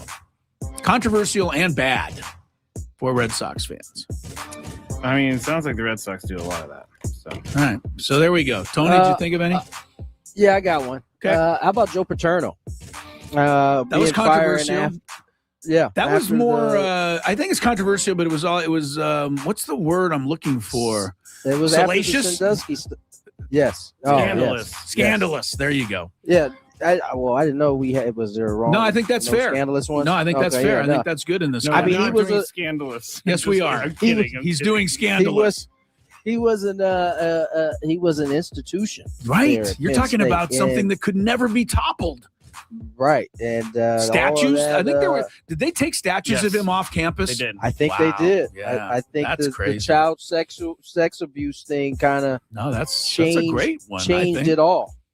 I think that's somebody. If you would have said he will die as coach of Penn State, like he will die on the sidelines arguing a call, but that didn't happen because they got rid of him. Good one. See, I like that. Scandalous. We're including scandalous. You like Joe Paterno. I don't like Joe Paterno. I like that as part of this segment. That's my favorite surprising firing. Good job, Tony. It's literally a controversial fire. I like it. I'm giving Chris a hard time. Why are you giving me a hard time? Because I have to. Okay. Goodness. My number 5 is Cowboys head coach Jimmy Johnson, and I remember this because I was so excited. Was he fired or did he just not resign? A lot of people think depends on what you. Yeah, who depends you read, on Jerry. He had a job as the head coach for life, but Jerry put an end to that because they didn't get along, and Jerry said something. Jerry, he was getting too much credit. Jerry said like any 500 coaches could do that and win those Super Bowls. Yeah. But I remember as a kid, I was so excited because the Cowboys were so good, and I equated Jimmy Johnson with their success. And it was one of the best things for me. So surprising, you were just happy about that, but elated also, yes. All right. Well, I think, and I did. This didn't make my list. Number 4. But I'm going to save it because it could be on somebody else's list. I think that is Jimmy Johnson's second most controversial firing of his tenure. Yeah. I really do. Miami? Yeah. No, I'm sorry. Jerry Jones's second most controversial firing of his tenure. Jason Garrett, the other one? No. Here's my number 4. And I'm going to go with Dwayne Casey of the Toronto Raptors. Oh, yeah. As far as I know, the only guy ever to accept the NBA's Coach of the Year trophy as he was also on the way out the door getting his pink slip. That's pretty crazy. In fact, I'm not so sure he didn't actually get fired before they announced he won. That's crazy. It was close. It was really close. The exact time. Yeah. But he was the 2018 NBA Coach of the Year, but he was fired after the season, even though they won 59 games. They were eliminated for the 3rd year in a row in the playoffs. They thought they could do better. Now, some credit to Toronto. The next year, they won the NBA title with Nick Nurse as the head coach. But they also had Kawhi Leonard. That's the but. They added Kawhi Leonard. It made him a little better. But, yeah, Dwayne Casey, here you go. Here's your trophy in one hand, your pink slip in the other. All right, Tony, what do you got? You got any other good ones? I'm gonna stay in on the salacious end of this bad boy. Good. What else you got? We're going Sharon Moore gets in there at a pretty high level. I mean, it has quieted down quite a bit. But I remember when that news broke, man, it was butter knives involved. A young lady employee also involved. Wow, that was bad. And he look went for them. Yeah, man, he went from like being the kind of darling of college football, not necessarily because they were winning, it was because he was taking over this Michigan program. He had it going in the right direction. Everybody was excited by this guy. Yeah. Yeah. Was there a moment when he was fired that we all thought, like, what the hell are they doing before some of this stuff came out, or did it all come out right away? I think it all. No, came remember out it was leaking out, Okay. and then it was like word is that they're gonna fire what's the name, and then we found out that was weird, and then we started hearing why they were firing him, and then it was like, oh, okay. Okay, I'm gonna duck in again on another Tony one. I think that's the second most crazy, interesting, controversial firing ever at Michigan. I think there's another one. A lot of qualifying factors. I'll throw that in a little while. Go ahead. You're number 4. I think I know where you're going with the first one. Yeah, no, it's your number 4, sir. This is really random, but I remember LeBron got him fired, and that's David Blatt, the old Cleveland Cavaliers head coach. David Blatt. Yeah, I don't know anything name. about his. I don't know anything about him, but I do remember LeBron got him fired. He took him to the finals in his rookie season, and then he was 30-11, and they fired Pretty him. good record. Yeah, so he was fired because Who LeBron won wanted the? him. Who was the Cleveland coach that won the title? Tyronn Lue. Yeah, I think it was. But David Blatt, that was a no-win situation. I think he'd come over from coaching in Europe and been very successful. Israel, right? And then you got LeBron James, so you either win it all or you get fired. Number 3. Well, he got fired as they were winning. No, but he had not won it the year before. Number 3 for me is Brian Flores. The Dolphins have not recovered from this stupid move in 2022. I think it was controversial because no Dolphin fan wanted it or expected it or saw it coming. Everyone was happy, it seemed like, with the direction of the team, except for, whoever made the decisions. And I think this gets bonus points because it sparked, racism discussion and controversies and lawsuits that I believe Brian Flores is either won or is close to winning. This was completely, just uncalled for. And I still feel bad for Brian Flores because he's still not back as a coach. And I don't know why anybody wouldn't really want this guy, because I thought he proved his mettle in Miami. A couple of things about that. He is on the cusp. I guess the judge in this case has allowed a lot of this to go forward when they didn't think that was going to be the case. Yeah. In terms of the NFL being able to be the one who decides, it's going to actually go to a real case now. And right. He's sitting pretty well right now. The crazy part is he still may never be a head coach ever again. These owners ultimately are the one that makes the decision. Yes, they hold grudges. We've already seen this play out in other ways, a la Mr. Kaepernick. So, and they'll come out in public and go, "Oh no, we have nothing against any of these people." But yes, you do. Right. No, good call, Tony. Clearly. How about John Gruden? Get my number 3 spot. Nice, Johnny. Here's Chucky. another salacious bad boy. John Gruden was actually caught astray on something he had nothing to do with. He did catch a stray. That's right. The whole investigation was about Dan Snyder and the Redskins. John Gruden was minding his own business. Man, he was just out coaching the Raiders, and one of his emails got caught, and it was all because of Mr. Snyder. And that is why he is not in football right now, not in the NFL right now, is because of some emails. If I remember correctly, Snyder was snitching basically on Gruden and what he said. Snyder was hoping that what he said about Gruden might ease the penalty on himself. Yeah, for sure. Yeah. But that's a good point also of the grudges they hold, because if John Gruden isn't coming back, either is Brian Flores probably. Yeah. John Gruden kind of seems like he has a life right now, though. I really wanted him to coach the Dolphins. I don't care. I think it would have been such an awesome call. I'm not doubting that. Yeah. My number 3 is going to be random. I don't have as good of ones. Never mind. Not yet. Adrian Griffin. Remember him, the Bucs head coach from 2024, and they were like 30-13, and then they ended up just firing him out of nowhere, and he couldn't even coach the All-Star game because they fired him.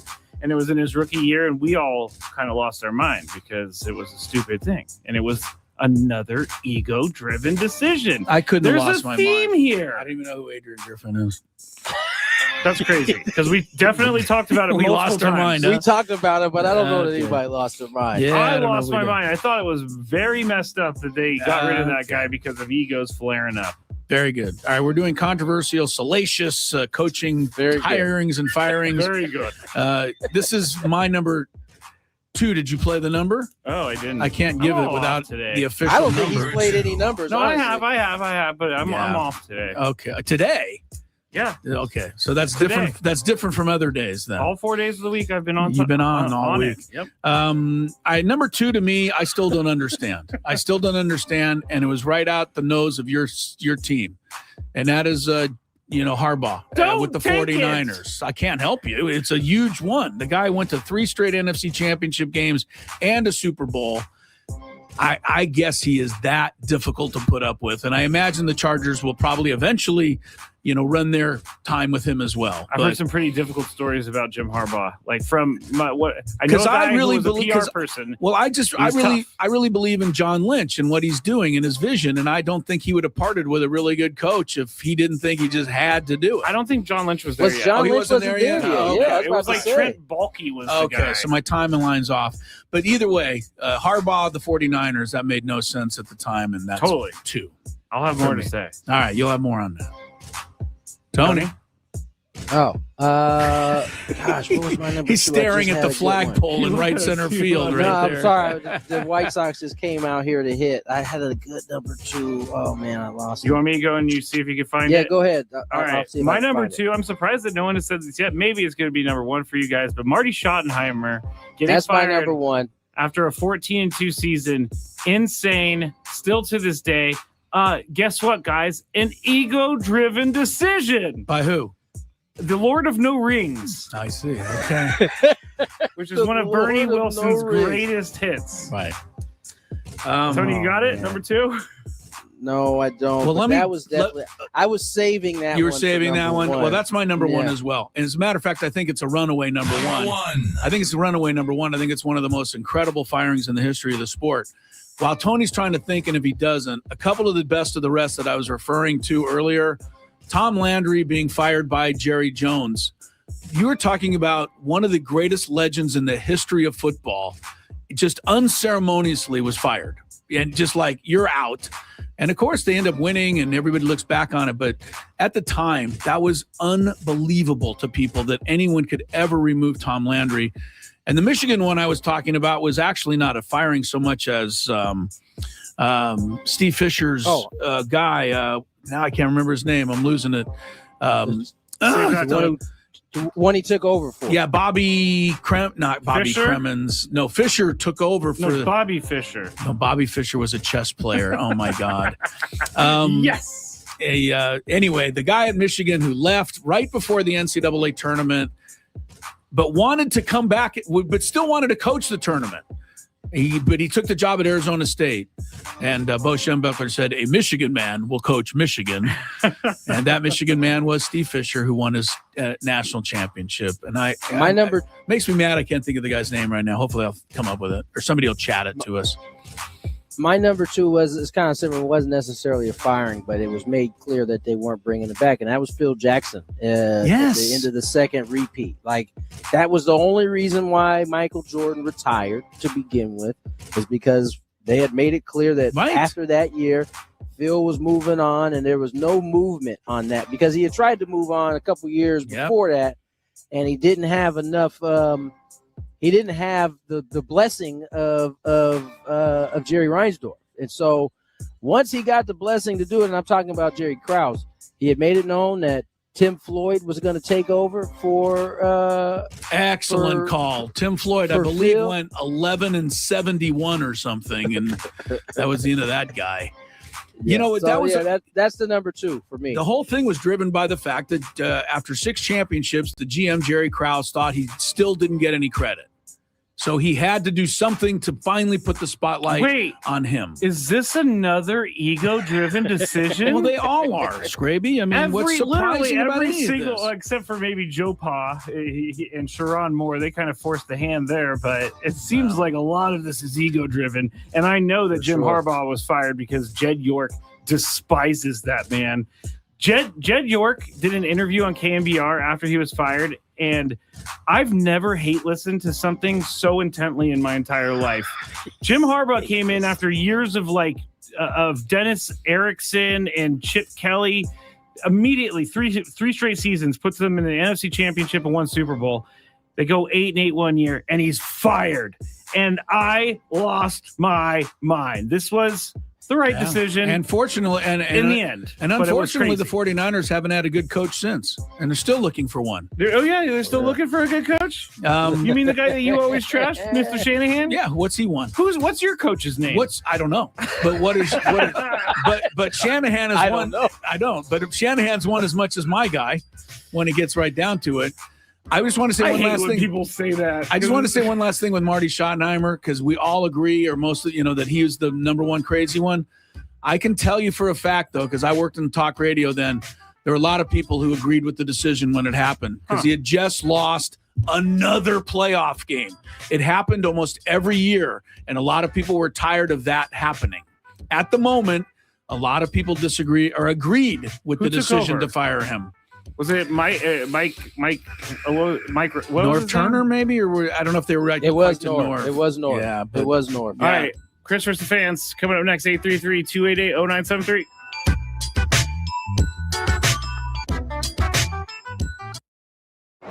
Padres, White Sox today. Fernando's going back. He is at the wall, leaps up, and he made the catch. Pre-game 5:40.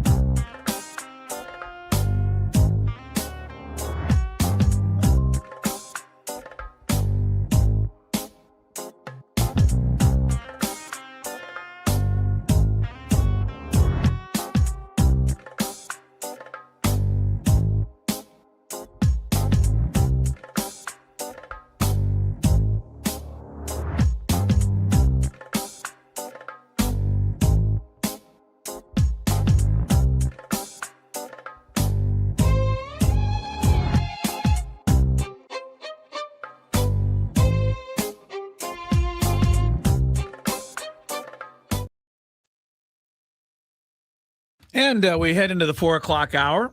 Thank you, Kirk Kenny and others. Bill Frieder was the name of the coach at Michigan that famously stepped down before the NCAA tournament and then was fired because he wanted to stay. Bo Schembechler said, Funny thing is, he said he wanted a Michigan man to coach Michigan. Steve Fisher, not actually from Michigan. Where is he from? I don't know, or but where is he from? No, but the thing, what was it? I looked it up before, and I think Fisher went to look it up. I'm looking. I don't want to guess. See what school Steve Fisher, the coach, went to. It was like Illinois State. Yeah, so he was the Illinois guy. Wait. No, that's right. Illinois State. Oh my gosh, is this is Steve Fisher? Look at this picture.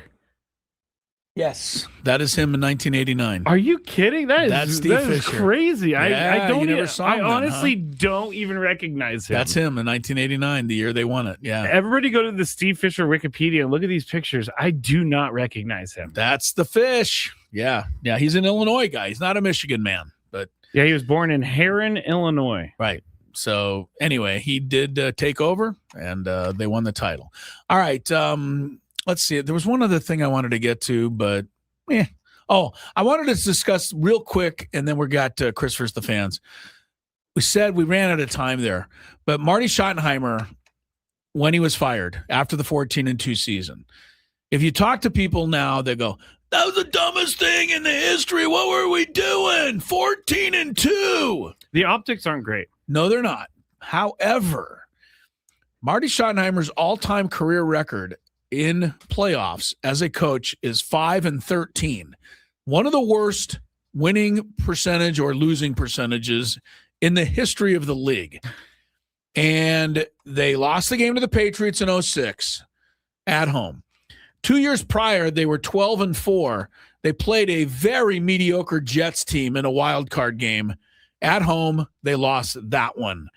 And if you go back to his career in Kansas City, he lost several games, including in 1995 with a record of 13-3, and then again in 1997 with a record of 13-3.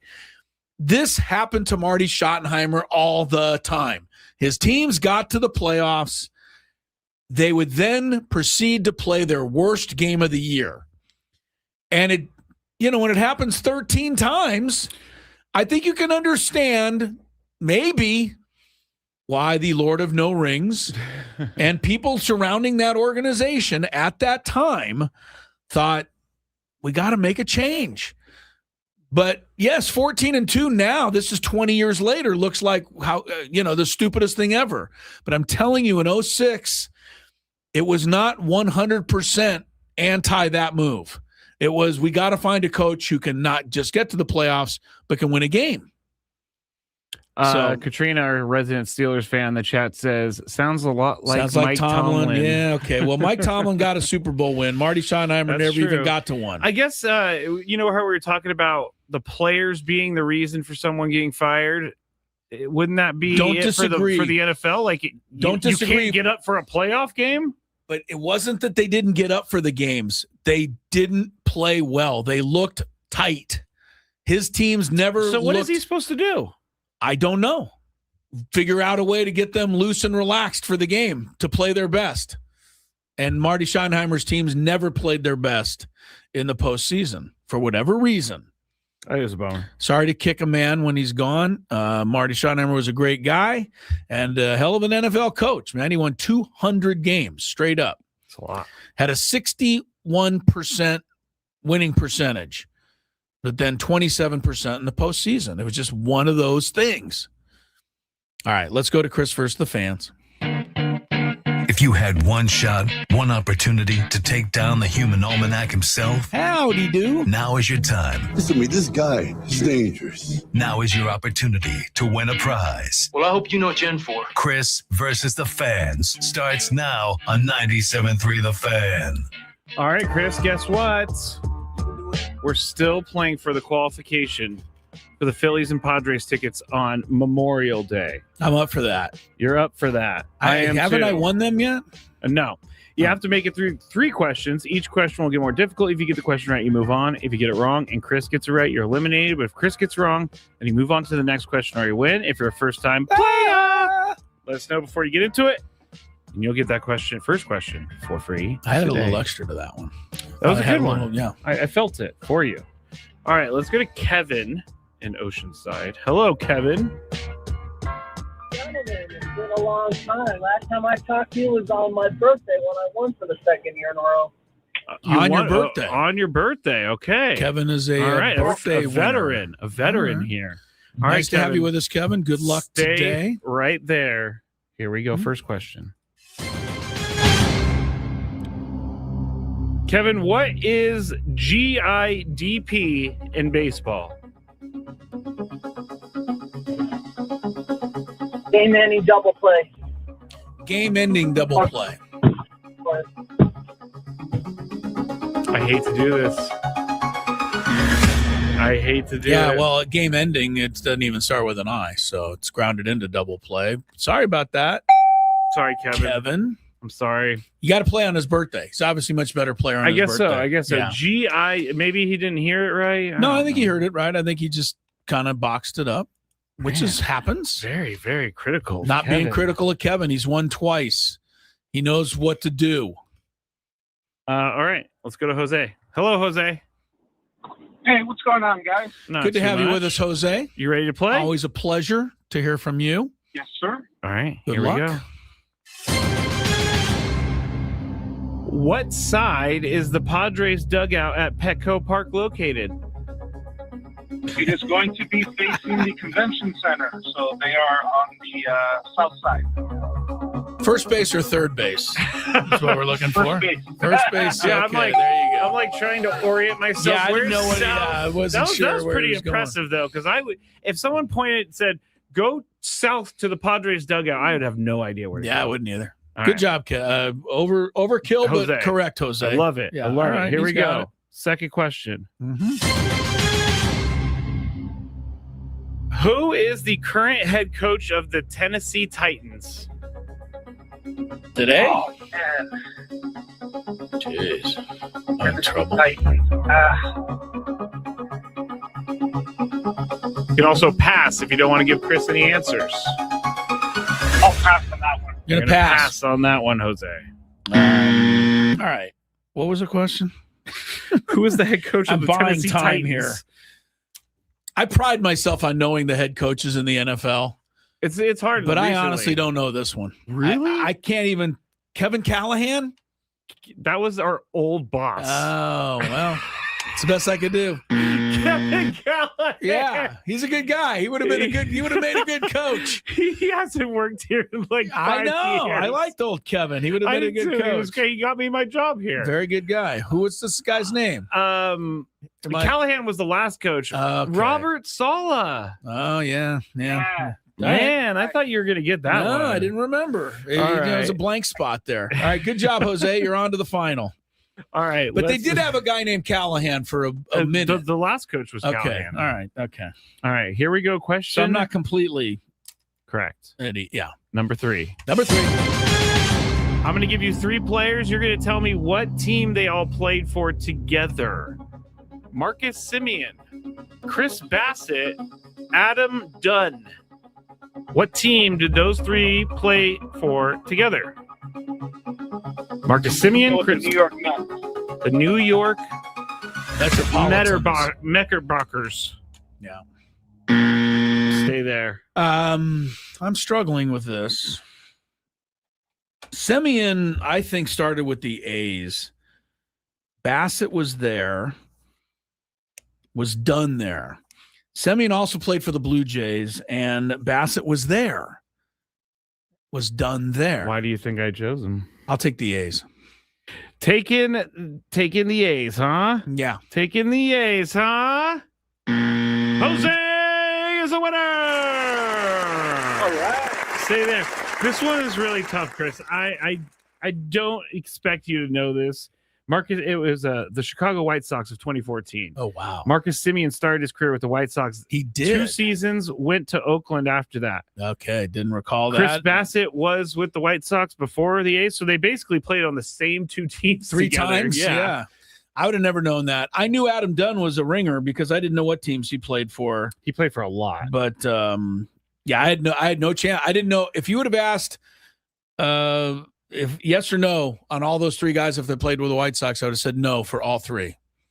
I don't. Yeah, obviously, So, I don't. That was a remember really any tough of them. one. Yeah, All right, good for you, and Jose. I said it was. I A don't tough expect one. you to know it. A tough one, and you win. You qualify for a chance to go to see the Padres, the last place Phillies.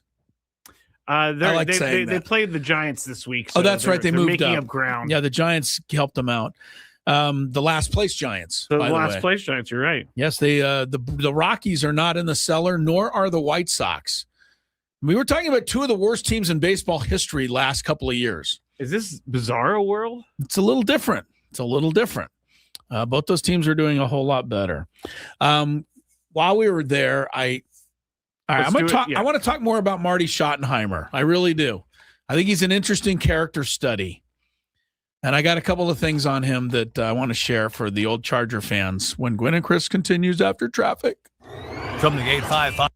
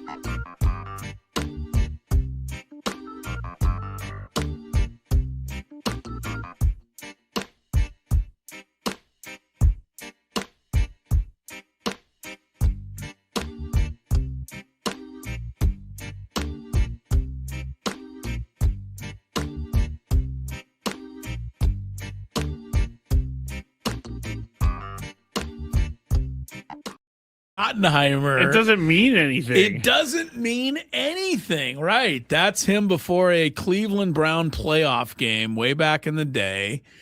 And it's what I remember. There's a gleam, men. And everybody on the team was like, huh? Yeah. That was Marty. The gleam? What is it? But whatever it is, go get it. Get the gleam, man. Get the gleam. I guess that's one way to motivate. I guess so. It didn't work too well. Marty Schottenheimer was an interesting guy. Welcome back to Gwynn and Chris. 420 is the time. And we were kind of talking earlier about him being fired after the 14-2 season. And everybody's like, 20 years later, this is the dumbest thing any franchise ever did. And even though I like to go along with any thinking that calls the Chargers stupid, this is not one I agree upon, because when it happened, it was understandable. Believe it or not, even after the Chargers went 14-2. And they end up losing that game. We all know to the Patriots. We all know that, what was the guy? I know every Charger fan's, his name is on the tip of their tongue. Marlon McCree. Yes. Fumbled the ball after intercepting it from Tom Brady. And that extended the Patriots' drive. They tied the game. They actually needed a 2-point conversion and got it. They also stopped the Chargers, who missed a field goal.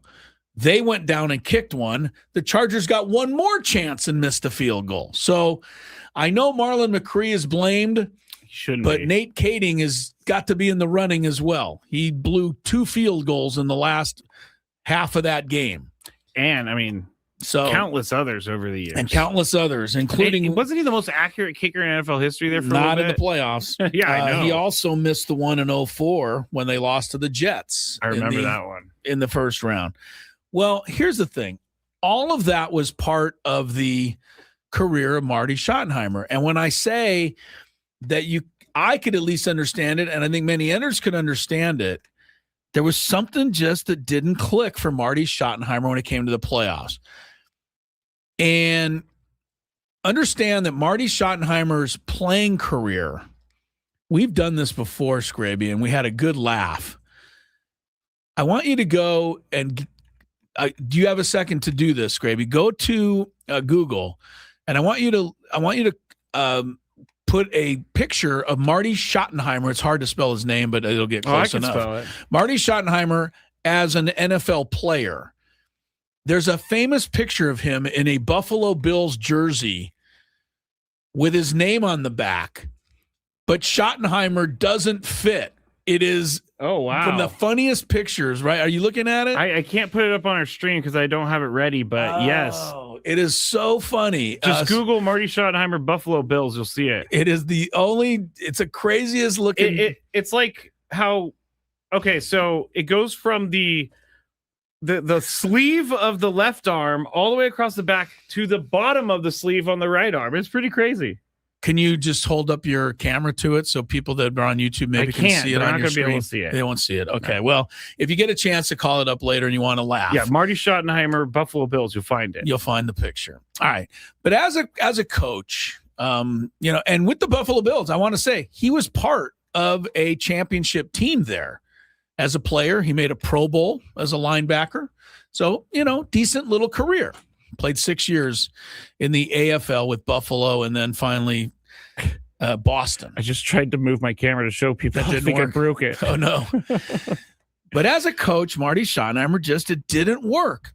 And I go back to 1986, his first playoff team, the Cleveland Browns. They were number 1 seed that year to go to the Super Bowl. And they got this close.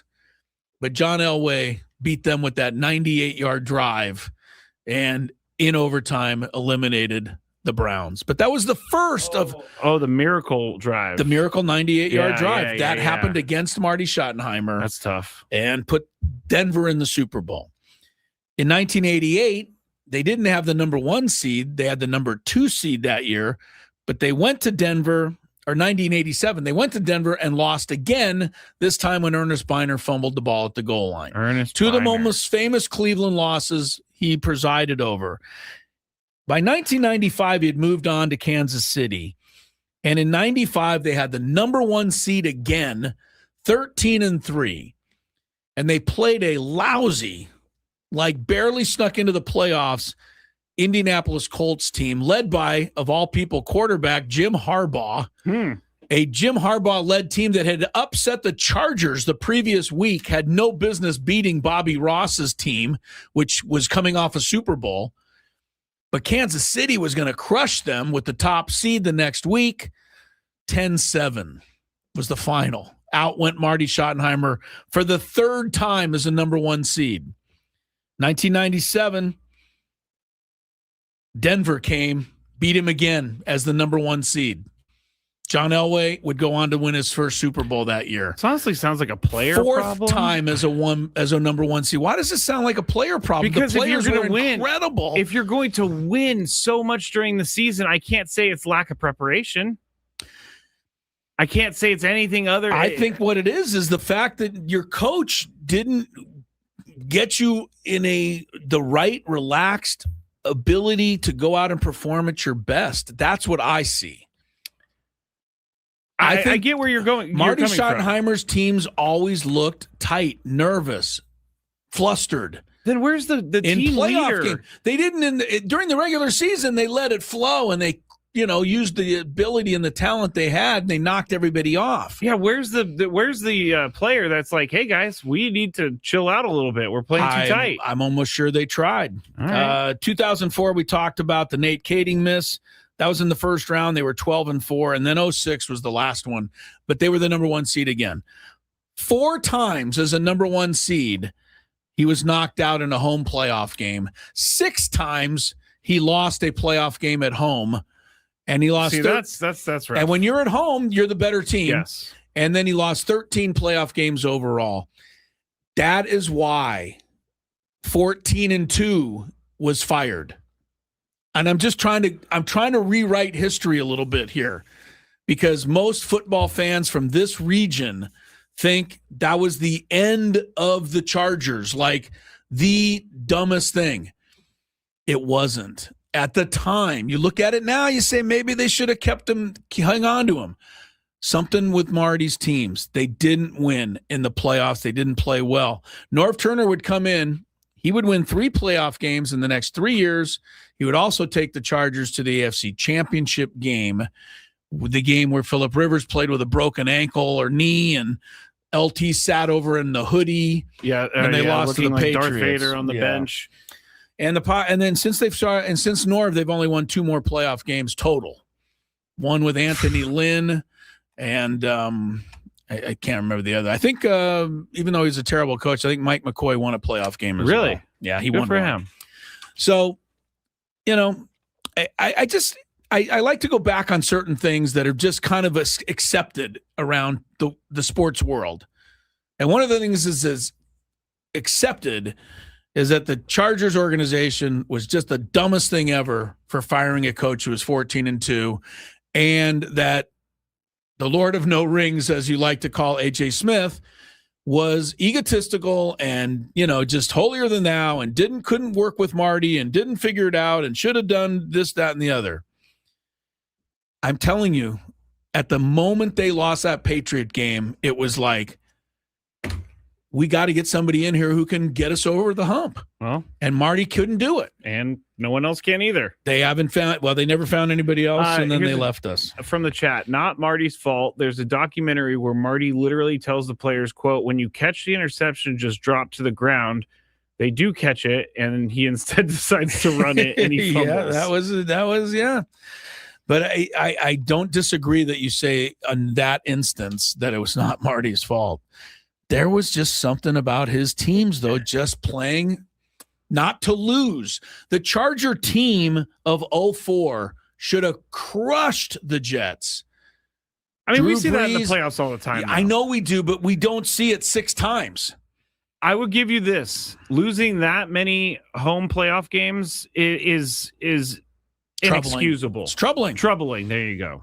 It is troubling because you have the upper hand. They led the Patriots at 14-3 at halftime, if I'm not mistaken, in that playoff, or something like that. Game should have not even ever been close. But there they were trying to hold on to one last drive, and then the Marlon McCree play happened. We'll take a break. The rest was history. The rest is, but I think it's been the wrong history, and I'm trying to right a wrong. I don't think I'll succeed. The Big Five, though, is coming up next. Padres base.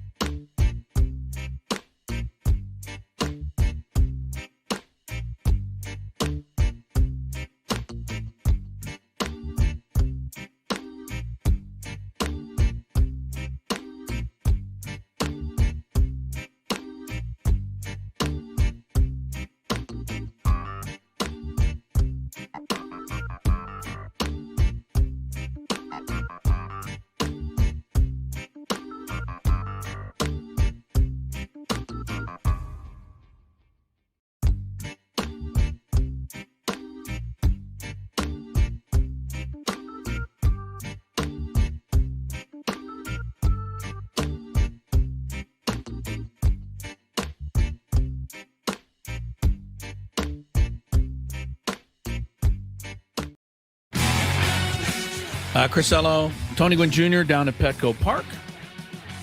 Scraby alongside Bill House Studios, where we know how. Bill Howe would have won that playoff over the Patriots. Well, they know how, so yes, they know how. They would have won it. They would have dove down instead of tried to run the fumble or the interception back. They would have fallen on the ball after the pick. Yeah. Didn't happen that way. No, it did not. As you know. I said Nate Kading missed 2 field goals there. He didn't. He missed just the one at the end. Good. The drive before that, the Chargers went a quick 3-and-out and punted back before Brady got the winning field goal drive. I wanted to clear that up. Before Nate Kading's walking For around. the Nate Kading Thanks fans. for missing those 2 field goals. Yeah, right. He only missed one. And it was a 54-yarder, which in 20 years ago was not a gimme as it is like now. Like 54 yards, you expect them to knock it right through. 54 yards that was a legit kick. Yeah. All right. I'm not going to, people are on the chat and they're arguing and they're saying Marty Schottenheimer was the greatest. He was. I'm telling you the way it was, though, because that's how the truth. He was fired because they didn't think he'd ever win a playoff game. The facts back that up, whether you liked him or not, because I liked him too. But the facts are the facts. All right, let's check traffic and then more facts with today's Big Five. From the 855 Get Ross Traffic Center. Injured? Demand justice. Demand Jurowitz. 855GetRoss.com. Southbound 5 is a slow roll out of Torrey Pines. Doesn't fully open up until you make it to Chula Vista. Southbound 805, equally stop and go from the 52 all the way past the 94. This game day traffic report is brought to you by Crystal Geyser Alpine Spring Water. What makes Crystal Geyser Alpine Spring Water different? We always bottle our Alpine Spring Water less than 1.5 miles from the spring source, and all our bottles are made with 50% recycled plastic from our own recycling plants. Crystal Geyser, bottled at the spring source. It's that time of the show when we check on the latest in sports. Only the most important topics and questions are brought to light. Stop what you're doing and listen. These news stories will astound and amaze you. The one, the only. Oh my God, who the hell cares? The Big Five starts now on 97.3 The Fan. All right. Chris and I are broadcasting live from the Bill House Studios where we know how. And Tony is down at Petco Park getting set for the White Sox and the Padres tonight. But we do have a roster move that we talked briefly about earlier. David Morgan has been optioned to AAA El Paso. Jeremiah Estrada is back up with the team coming off of the IL. Chris, you are up first. Will we see David Morgan again? I'm pretty confident we will. We actually talked about David on the roundtable the other day. And I thought, in hanging out with Tony and being, talking about this stuff a little more often and kind of thinking about it, I think the fan right now in me and in everybody else says, that's it for David Morgan. He can't get the job done. Let's get rid of this guy. He proved he can't do it, et cetera. We can't trust him. But the real way to look at this in my mind is that David Morgan, to me, proved he can do it. He proved it all last year. He proved it at the very beginning of this year. And now he's hit the first bump in the road in his career. It's a big bump. He struggled lately. Fortunately, though, the Padres have so much depth that they can, I think, afford to send him down and let him work on whatever it is he does to get confident and execute again, because I think they know he's a contributing pitcher. So, yes, I do think we'll see him back. And I'm confident that a guy like David Morgan is going to work hard and do everything he's got to do to get back to the big leagues. Tony, will we see David Morgan again? Yeah, we'll definitely see him again. I think Chris is right. Padres just have enough depth, enough good arms, too, that they don't have to allow a guy to kind of figure it out at this level. I think his is less about him figuring out at this level and more about maybe some mechanical things or some kind of tidying up of where location is on some of this stuff. And I think that's a luxury that the Padres have. Usually an arm like this, you're not sending down unless and you're certainly not replacing him with an arm like Jeremiah Estrada on most cases. Really, so, yeah. And so, I think this is going to be a good thing for David. I know probably sucks for him right now having to hear that news and go down there and kind of figure it out, but I think he will. We'll definitely see him back. I think it's how he reacts to it too. I mean, this is a test for anybody in any life situation, unless you are, the Michael Jordan type that just say, and even Michael Jordan got cut right from his high school team, right? Yes, still had to actually bounce back and fight his way back onto the roster. Man, so, that guy must feel like a real idiot, huh? They've interviewed him before, and he's a guy that laughs obviously about that. Good. I'm glad that he's like not too serious. But isn't it possible that when Michael Jordan was a sophomore, he wasn't good enough to play with the seniors? Yes, it is possible. I think Michael would. Probably tell you. Yeah. So, I think everybody some step along the way, gets knocked down. Question is, what do? Do you get up or do you stay down? I think David Morgan's the kind of guy that's going to definitely fight back. You just really unlocked something in my brain. Tub thumping. I get knocked down, but I get up again. I'm so glad I unlocked that. Any chance I can lock it back up? Yes, please. Now that song is going to be in my head for like 3 months. You and everybody else driving around today. But I'll get up again. It's a great song. Goodness. Yeah, please lock it back. 4. Live golf execs are now scrambling to try and find investors to fill the shoes of the Saudi PIF fund, which sunk an estimated $6 billion to try and create a rival to the PGA Tour. What did they spend it on? Well, contracts. Number one, John Rahm received a reported $300 million, which I thought he got was all $600. Of it. I thought he got all of the $6 billion. $300. Phil Mickelson, everybody's calling him the real goat of all of this, the bad goat, because he's the guy who's like, I'm making a $200 million deal with Liv and I'm never coming back. And now he's kind of out of a job. Well, how old is he, though? 50s. No, so he can't get on the seniors tour? He probably could. Is that connected to the PGA tour? That is way above. That'd be another question, right? Yeah, that's a whole other thing. Look, Phil needed the money, though. Not done yet. So Brooks Koepka, $100 million. Bryson DeChambeau, $100 million. Tournament purses increased from $25 million in 2022 to $30 in 2026.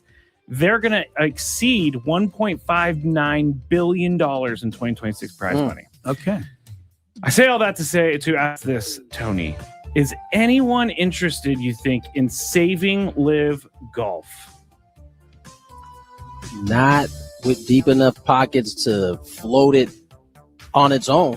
Not if Saudi Arabia can't do it. That's what I'm saying. They got more money than anybody has. And they are like, I'm tired. Don't want to do this anymore. Not seeing the kind of investment, not reaping the rewards of an investment that they put in. And so I doubt that unless you're going to get like a group of a huge group together, is going to be able to do it. And quite frankly, what is it about Live that makes somebody want to go out and buy it or support it in that way? It's clearly, it's funny. I guess. I guess so, but I mean, it's odd to me. It's not odd. It's kind of, I guess, how everybody thought it might play out when this all went down. There was a thought there for a second that, oh man, PGA may be in trouble. Yeah, this might be. You're right, Tony. I remember thinking that a little bit because they had so much money invested in it.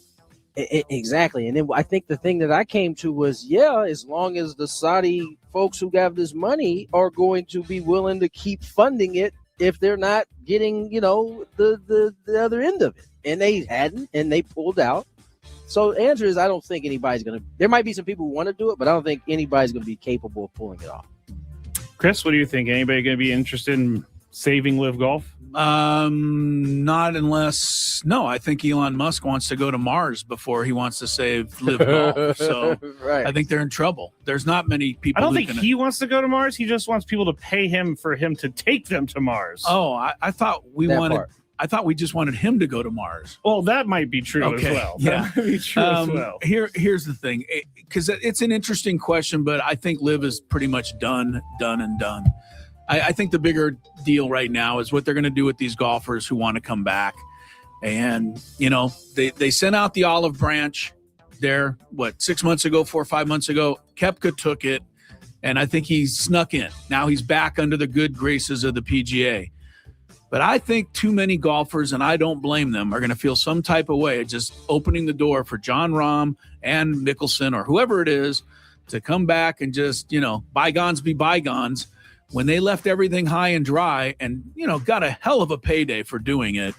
I think they're going to have a tricky time getting back without something, impeding their return. I agree. We'll see what that is, but from day one, we've said this was going to fail. Chris is probably spot on when it comes to this. Like, it was already kind of dicey when the guys who came back. People had something to say, and some guys felt a little salty about it. So, I think they ultimately will be okay with it because they know it's in the best interest of their league. We all want to see these guys back, but there is going to be some saltiness behind. I think we're not going to get a chance to see it. I think it's going to be behind closed doors. But there's definitely we'll get reports of it for sure. Yeah, it would be like if someone from this station left for a podcast or something, and then it didn't work out, and they just talk trash about us the whole time, and then they're like, "Hey guys, can I come back?" How are they going to penalize? Put Jon Rahm's locker in the men's room or something? No, I think Jon Rahm's going to do to him? I think Jon Rahm's going to be okay. I'm more thinking the lower tier guys are going to get the brunt of this. No, I don't. I think the higher tier guys are going to get the brunt because they're the ones who everybody knows about. Well, we will see. All right. Number 3. Cleveland.com reporter Mary Kay Cabot reported this week Deshaun Watson has most likely emerged as QB1 over Shedeur Sanders. Head coach Todd Monken hasn't made that official or anything, but she reports he is in the lead despite Shedeur having a Pro Bowl season last year. And I'm not sure if she meant it for this much shade, but in her article after Pro Bowl season, in parentheses, she put LOL. So I'm not sure why that was in there. But anyway, Chris. That was a shot at Shiloh, probably. And the whole thing. I'm not even asking. I'm not even bringing that up. Who should be the Cleveland starter? Well, first of all, I am bringing that up because you because of the NFL's craziness surrounding the Pro Bowl, you have to now introduce Shedeur Sanders as a Pro Bowl quarterback, and I believe that is somewhat laughable. Based on his accomplishments, reporter putting that in there is kind of unprofessional. How is that? If you're a why she can't have an opinion to think that's laughable? She's a reporter. She's not a columnist. She's a reporter. She's not an opinion person. Well, then that's up to the. She might be both, but I do know saying. she covers the team on a daily basis. Well, all right, that's up to the editors to decide what she should be and not allowed to do in that. That's true. But it is laughable that Shedeur is a Pro Bowl quarterback. I mean, he didn't really do anything to deserve that moniker last year. At the same time, I thought he did some good things. I am kind of bullish on where Shedeur Sanders can go with his career. And I think if Cleveland's smart, I think they would continue on that direction because I think that's their best chance to be successful in the near future. I think turning it over to Deshaun Watson, let's leave all of the other nonsense out, which is hard to do, but let's leave it out.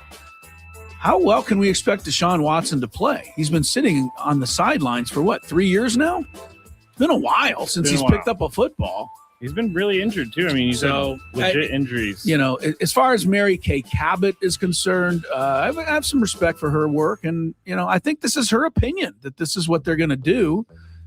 Shedeur Sanders, prove her wrong. He'll get the last laugh. Tony, who should be the QB1 in Cleveland? That's a great question. I do recall this conversation when Deshaun Watson was going through what he's going through. And a lot of folks believe he should even have a shot to play again. And here we are. Cleveland has turned the page. It sounds like a couple things. Oh, man, if indeed Deshaun Watson, if Monken is saying that he is the number one guy, there has to have been something he has seen to say that, right?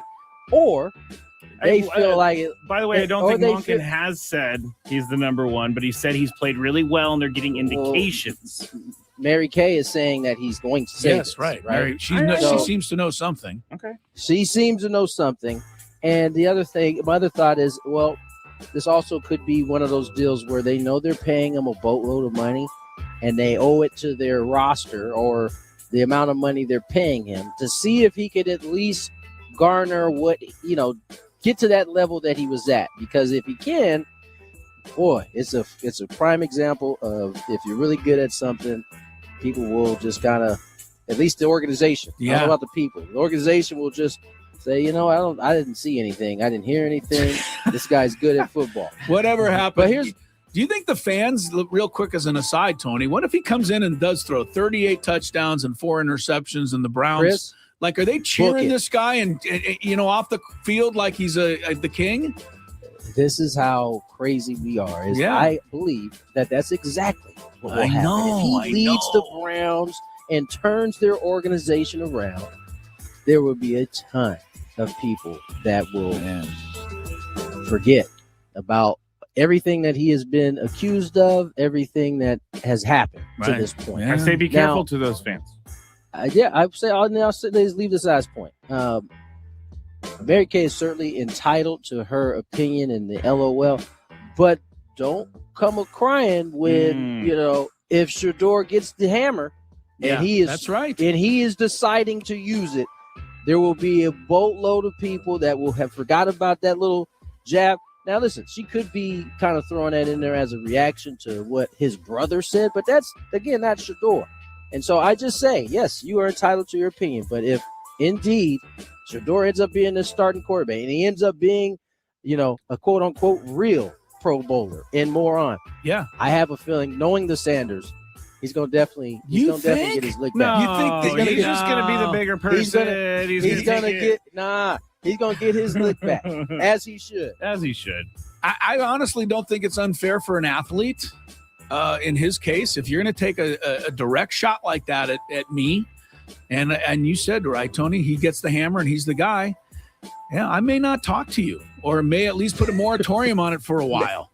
I mean, I think that's fair. I think athletes should be allowed. They you're going to throw stones, then, this is the price you're going to pay. All right. And Shador will definitely do everything he can to get the last laugh. That's for sure. What about Shiloh? Shiloh, Dion. I think anybody in the nation named Sanders will get the last laugh. Even Shiloh? Everybody. Number 2. Russell Wilson is 37 years old. You guys know that? And he is in advanced talks, not just talks, advanced talks for a television role, possibly ending his career. Sources indicate CBS's NFL Today is the favorite, where he could replace Matt Ryan, who left to become the president of football operations for the Falcons. Russell Wilson recently met with the Jets about being Geno Smith's backup, if that tells you anywhere where he's in his career right now. The current CBS crew includes James Brown, Nate Burleson, and Bill Cowher. Tony, do you think Russell Wilson is done? I don't know if he's done or not, but I do know that this is easy money. Easy. Go ahead and it's so a layup. Easy. It's you don't even have to research. Didn't you look it up? Didn't you look it up? Bradshaw was like over $5 million. Jimmy Johnson was $3 million. Whatever. Okay. This is so. Man. I mean, this is such an easy layup for Russell if he decides, you know what, I don't want to be Geno's backup and play for the Jets. I mean, at this point, I honestly think the other job is better than being the backup. I know it's football; you can't replace might be right. any of that. But are you kidding me? You have to deal with reporters or people telling you you're washed or this and that and the other. Yeah, man, I think this is. I don't know if he's done, but if he is, this is easy. I just want to go on record right now. Scrape, you can mark this on the tape. Marked. I love you guys. I would do anything to keep this show going, and I love where we've been and where we're going.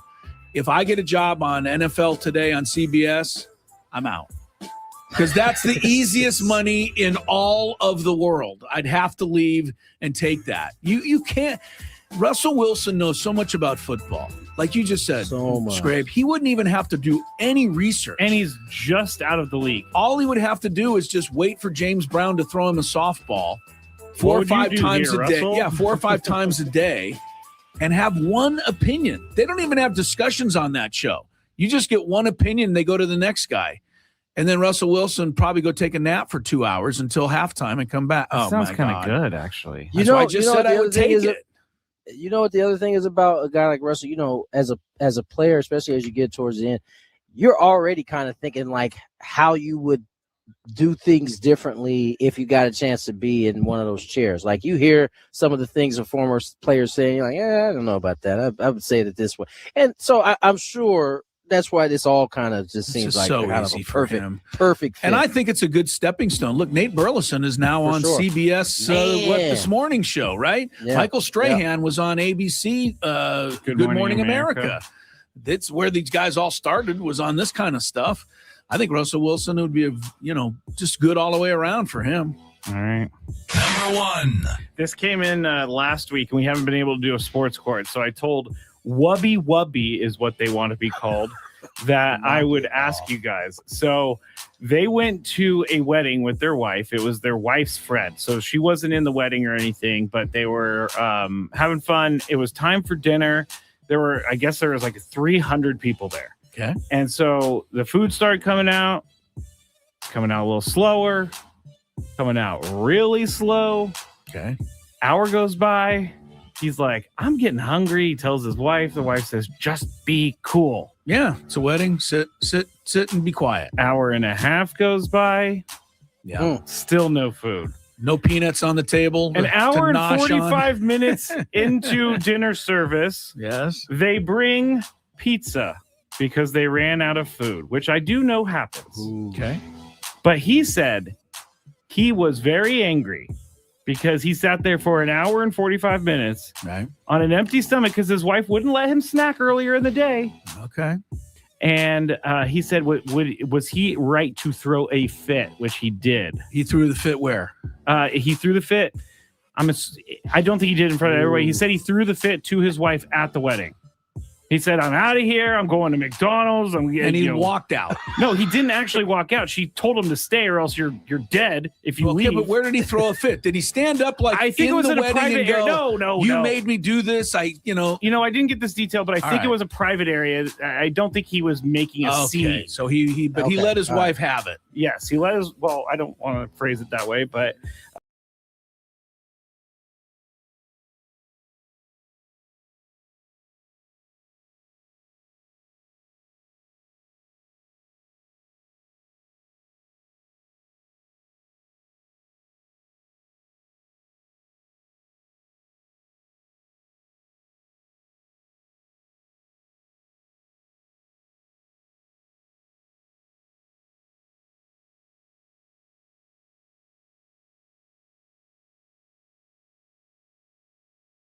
Absolutely, he wouldn't let her. Absolutely, he wouldn't let her go to McDonald's during the wedding. That is, it's insane. in the dinner ceremony part of the ceremony. It's insane. You're a guest at the wedding. The service sucked. That is not your wife's fault. You have misplaced anger here.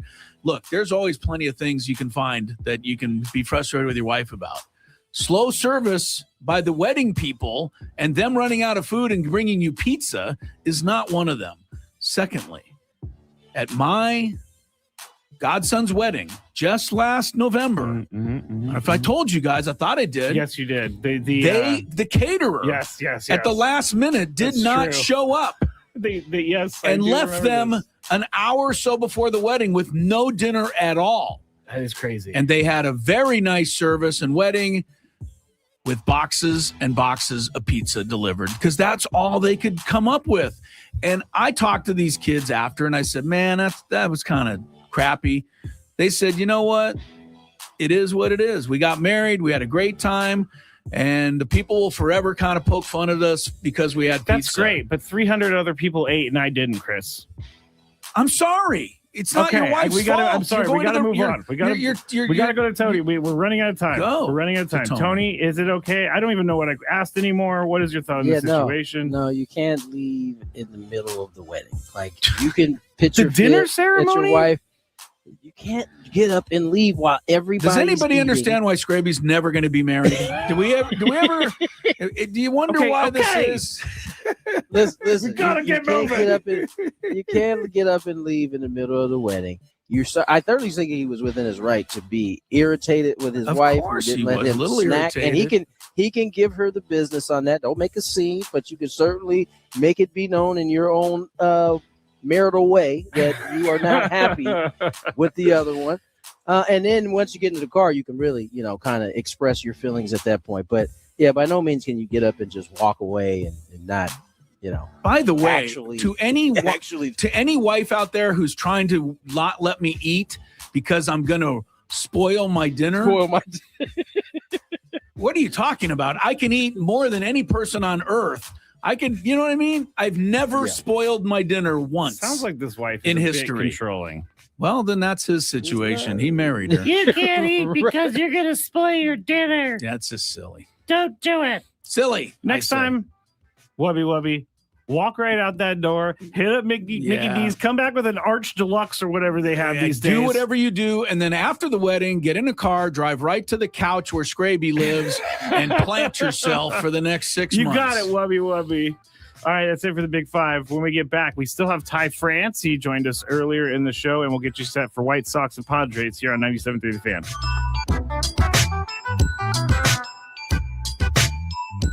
Baseball season is here, San Diego, and the Padres give us something to talk about every single day. From early season storylines to the stretch run, I've got takes, the analysis, and the...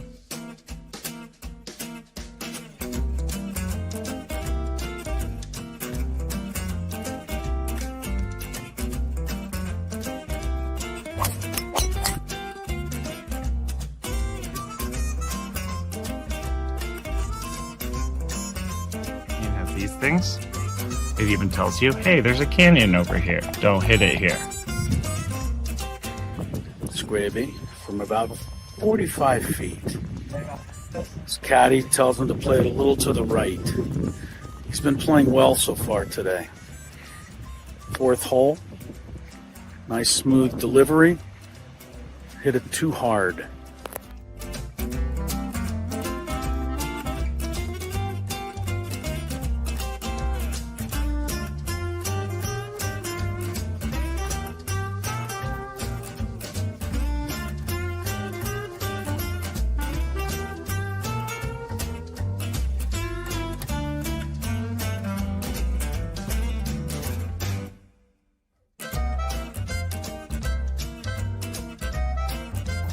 Sasquatch. So Chris says that he can't play golf, but this is the second birdie putt he's made for us. This time it was like 20 feet. Thank you very much, Greg. But once again, you're hitting some very nice shots as well. I'm not usually complimentary to you, but can't help but be complimentary. Your shot making today. With my what? Your shot making. You hit some.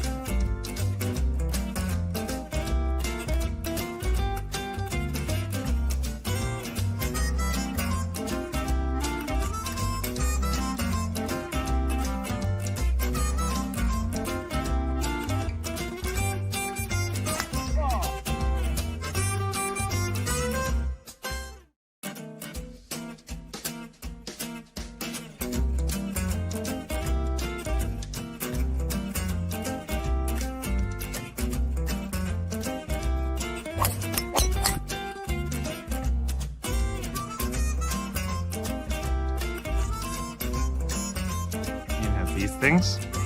It even tells you, hey, there's a canyon over here. Don't hit it here. Scraby from about 45 feet. His caddy tells him to play it a little to the right. He's been playing well so far today. Fourth hole. Nice smooth delivery. Hit it too hard.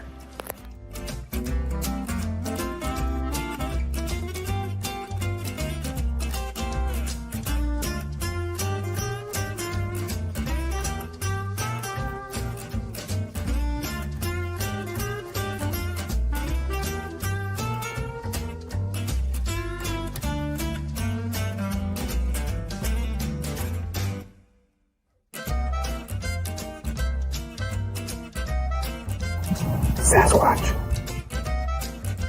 So Chris says that he can't play golf, but this is the second birdie putt he's made for us. This time it was like 20 feet. Thank you very much, Greg. But once again, you're hitting some very nice shots as well. I'm not usually complimentary to you, but can't help but be complimentary. Your shot making today. With my what? Your shot making. You hit some.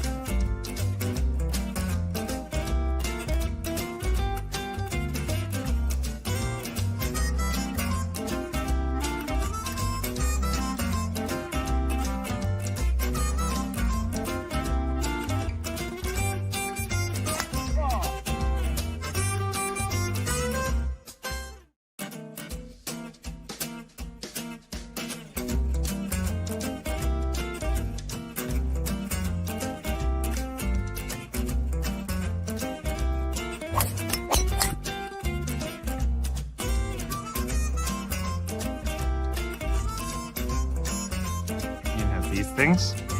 It even tells you, hey, there's a canyon over here. Don't hit it here. Scraby from about 45 feet. His caddy tells him to play it a little to the right. He's been playing well so far today. Fourth hole. Nice smooth delivery. Hit it. Welcome back to Gwynn and Chris. Chrisello. Tony Gwynn Jr., obviously, down there at Petco Park. Coming up in our final couple of segments here before we send it back to Petco for Sam Levitt's pregame show. We're going to hear from Ty France, our Friar Friday interview. The Aztec for Life joined Tony and I a little earlier. If you missed it, fun interview. Unless you happen to be a pitcher. No, we had some fun with Ty France and his note, his feeling that pitchers are less than athletic.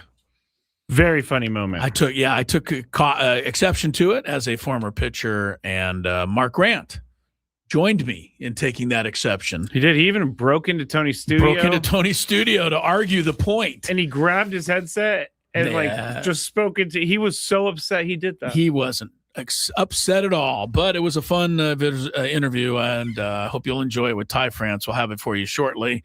Earlier this morning, Josh Stein joined Ben and Woods for the Management Report presented by SDCCU. It's not big bank banking. It's better. We'll hear a couple of those I got one questions and answers from Josh Stein shortly. I wanted to give a couple scores, though. I told you earlier today that the Pistons just don't have the look of a number one seed. And they haven't had a look of a number one seed. They're playing at Memphis tonight, or at Orlando rather tonight. If Orlando wins, the Pistons are out. And it's an 8 beating a 1, which happens very rarely, once every 10 years. Just before halftime, Orlando leads 60-38. Now, it's one thing for like the Hawks last night, who lost to the Knicks by 40 or 50 points in an elimination game. But to me, it's another thing entirely when you are a number one seed and you're facing elimination and you're down 22 points right before halftime. We'll see if Detroit can come back in the second half. Otherwise, their season is over. The other NBA game right now, first quarter, Cleveland 31, Toronto 28. Cavs are going for the clincher. Later on, Lakers and the Houston Rockets for all the marbles. For the Lakers, anyway. Rockets need to win to stay alive. NHL, good start for Buffalo. Sabres trying to eliminate the Bruins tonight. They lead 2-0 in the first period. Tampa Bay and Montreal 0-0 in the second. Later, Vegas, Utah. I don't get too crazy on the playoffs, but when you get game 6, game 7 area, I tend to find it a little more interesting. That's when I tune in as well. And then we'll get to the second round after that. All right, Padres and White Sox tonight. And look, you're 19-11. You just had the second best month of April or whatever in the history of the team. You're half game behind the powerhouse Dodgers. All should be right in Padre land. But it's not. It's not. And when you say it's not, you're referring to, unfortunately, one player and one player only right now. And it isn't Jake Cronenworth. It isn't Jackson Merrill and their struggles. It isn't some of the injured pitchers. Most of the people want to know what's wrong with Fernando. Fernando Tatis Jr. does not have a home run. I don't even know that we need to keep saying that anymore. You know what I'm saying? Like, it just goes with the territory at this point. It's starting to catch on social media as well, where like random baseball accounts are like, can you believe Fernando Tatis doesn't have a home run? Yeah, it's everywhere. It's really only the end of the first month of the season. I mean, it's not like it's the All-Star break, yet it is troubling. Josh Stein, the assistant general manager, as I mentioned, was on with Ben and Woods. He was asked about Fernando this morning. Yeah, I think it is interesting, right? Because there's so many, more precise ways to look at, what a hitter's doing. I think that for a long time, and certainly when I was growing up, you would just kind of look at the batting average and the home runs and the RBIs. And, obviously over the last 20, 25 years, we've got a number of new ways to evaluate or look at, what a hitter's doing. And, not unlike most of his career, Fernando continues to hit the ball very hard. I mean, that's something he's really always done, and continues to do it at a high clip. He's barreling the baseball. Exit velocities, hard hit rates, these kind of things are still very high. And sometimes when you get into like, okay, what are the expectations of those batted balls? You can look and say, okay, well, he's underperforming that, right? He's falling short of his expectations. And so, there's a lot of different ways you can look at that. You can chalk that up to just bad luck. You hear Fernando talk about the baseball gods, and I agree with that. He's hit some balls like right on the screws, right at people, that the expectations would be that's a double, that's a triple, and instead it's an out, and it's an 0 for 1, and that can be very frustrating. I think, again, behind the scenes, Fernando continues to put in like great work. He comes every day, with the mentality and the intent to help his team win. I think we've, as much as,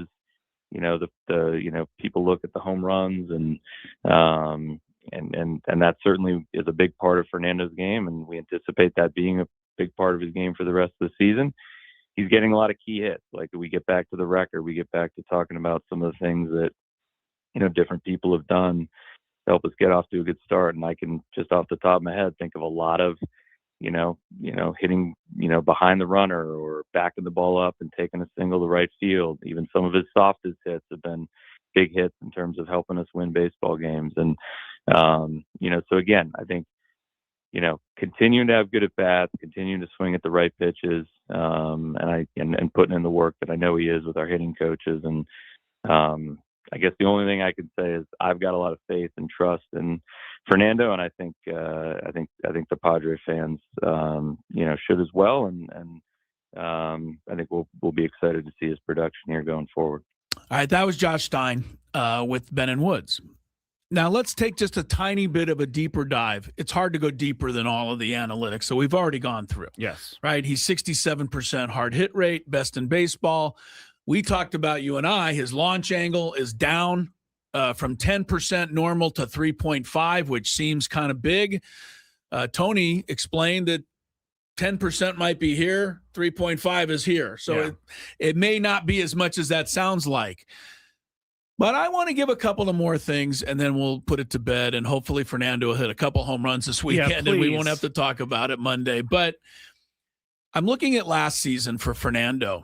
How many home runs did he have last year? Scrape, do you have it handy? I don't have it in front of me. I think it was 26, 25. 25, okay. Hit 25 home runs last year.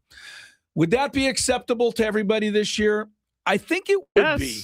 I think it would be. I think the 42 of the league leading year of 2021 or whatever year that was, 19 or 18. 19. When he hit 42.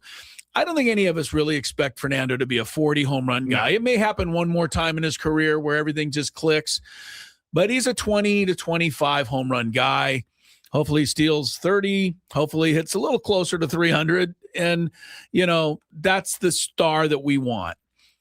So if we get a 25 home run season this season, if we get it, understand that last year when he had a 25 home run season, he went from July 25th all the way to August 24th with no home runs. And we talked about it every single day. We did, but the point being, that is a month last year where he did not hit a home run. He just finished a month in which he did not hit a home run. He still ended up with 25 is my point. Yeah. It's not impossible that you could have a streak like this, he had last year. But when he had it last year, it was in the middle of the season. He'd already hit 12, 13 on the year. It didn't seem as big of a deal. The goose egg on the scoreboard does the goose make egg it is recognizable. What is blinking at us right now. Yes. So I just want to point that out. And hopefully, like I said, Monday, we can put this to bed. And Fernando hits a couple of home runs. We'll take a break. When we come back, a guy who has hit some home runs and hit a home run in his interview with us today, Ty France, Friar Friday, when we return.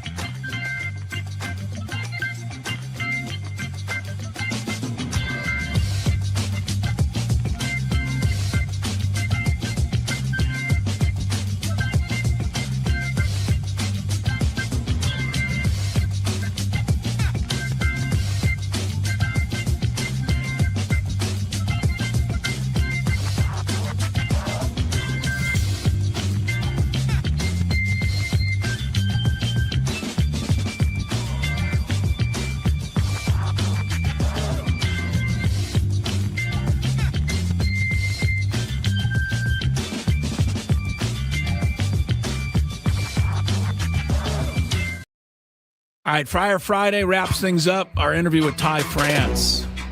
Back at first base again tonight, Scrape. You're getting your wish. You said every day, maybe baby. He's the new first baseman every day. He's getting that call. Now, it is an all right-handed lineup tonight with a lefty on the mound for the White Sox. And that means no Jackson Merrill tonight.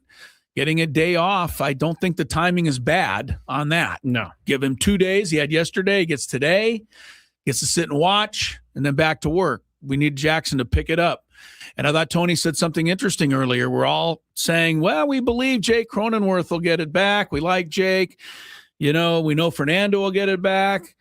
And we keep saying, and we know Jackson Merrill will get it back. But Jackson Merrill's baseball card is actually a lot shorter than the other guys. It is. So maybe there should be a little concern at the moment as Jackson struggles. And we hope he doesn't struggle much longer. I agree. But it has not been a good stretch for him. Magic at halftime over Detroit, 60-38. Pistons need a 22-point rally to keep their season alive. And now to finish our show up, Ty France. Let's bring on Ty right now for our Friar Friday guest. Ty France, who was looking quite dapper last night at the dinner on the Diamond. Ty, how are you, my friend? I'm doing well. I'm just trying to keep up with you. I saw that nice green suit you had on. Hey, that's nothing, Ty. He's got a lot where that came from. Oh, I know. Ty, let's talk about your start this season, man. You came in the spring, obviously needing to earn the job. You did that and some after a slow start in spring. You got going. You had a similar start the first couple of games, I'd say, at this level, and then all of a sudden you got going. I mean, what has it felt like to be a contributor on this team? You've kind of expanded your role, I would say, since the start of the season. How has that been for you? Yeah, it's been good. They were very transparent with what my role was going to be early on, and basically, had to earn the playing time. And kind of like you said, didn't get off to the start I was exactly hoping for, but was hitting the ball hard, and just kind of putting good at bats together, and it all started to click.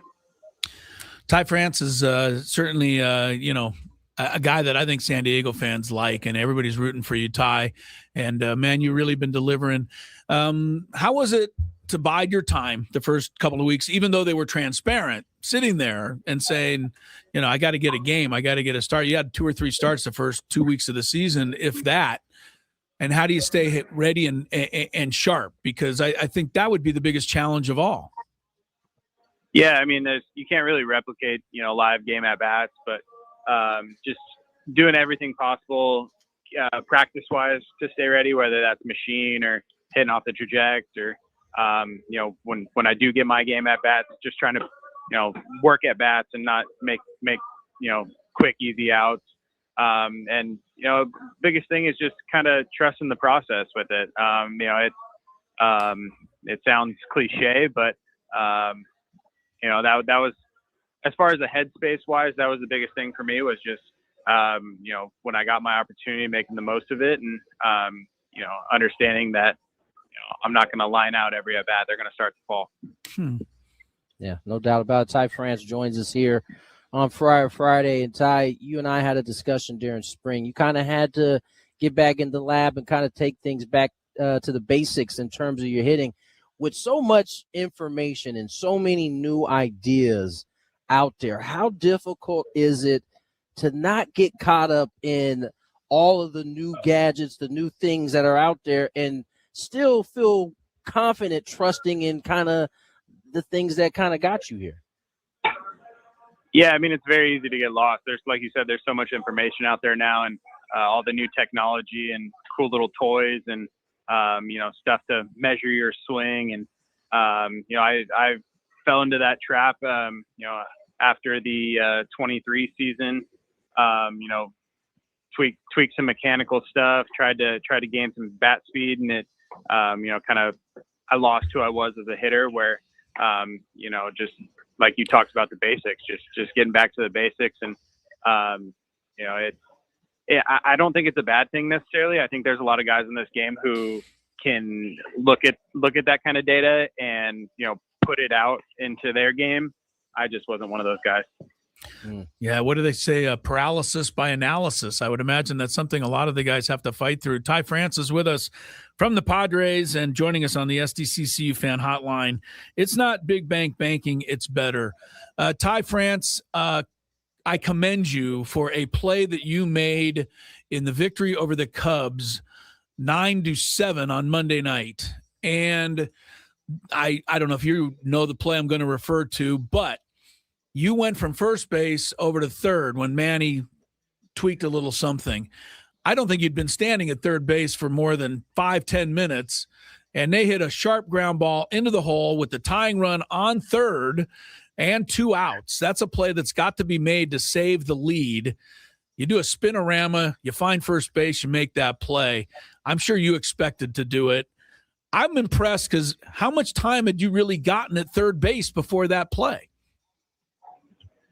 Game reps. That was the first game reps. And I've got a couple games in spring over there at third, but it's been a little while. But no, I mean, when I'm not starting at first base, I like to take ground balls pregame all over the infield, and so just for situations like that where if I get thrown, have to get thrown in the game somewhere, I feel comfortable, and just.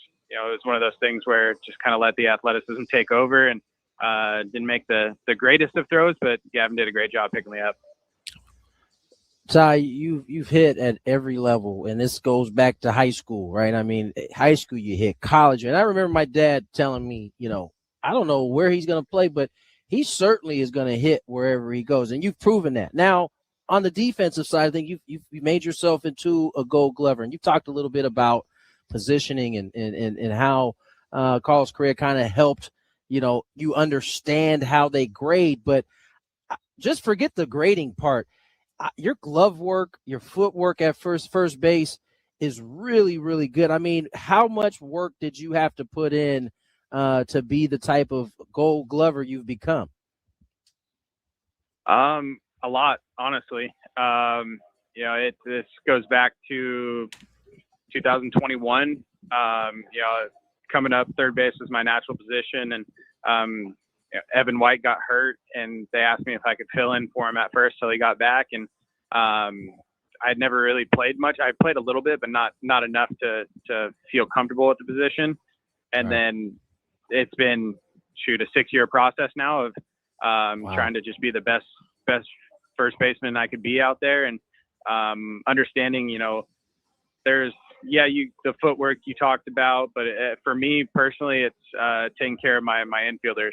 When they throw the ball, they need to know that wherever it's thrown, it's going to be caught, and have that confidence in me to do that. So it took a lot of pride over the years and trying to be the best. And, last year, fortunately, paid off. No question. And, I think what you're talking about is just a quick reminder to everybody out there, because I think in general, Ty, people think, oh, yeah, anybody can play first base. I mean, it's kind of the old throwaway line, but it's ridiculously not true. You have to work at it in order to be a good first baseman. And I just want to commend you on the play I think you make the best, which is a 3-6-3. And I've seen you make it a bunch of times this year where the pitcher's ready to cover, and you're like, no, I'm getting this. I have it. It's all taken care of. But that can be a tough play, and I've seen you make it look easy. So you can see the work that goes into that one.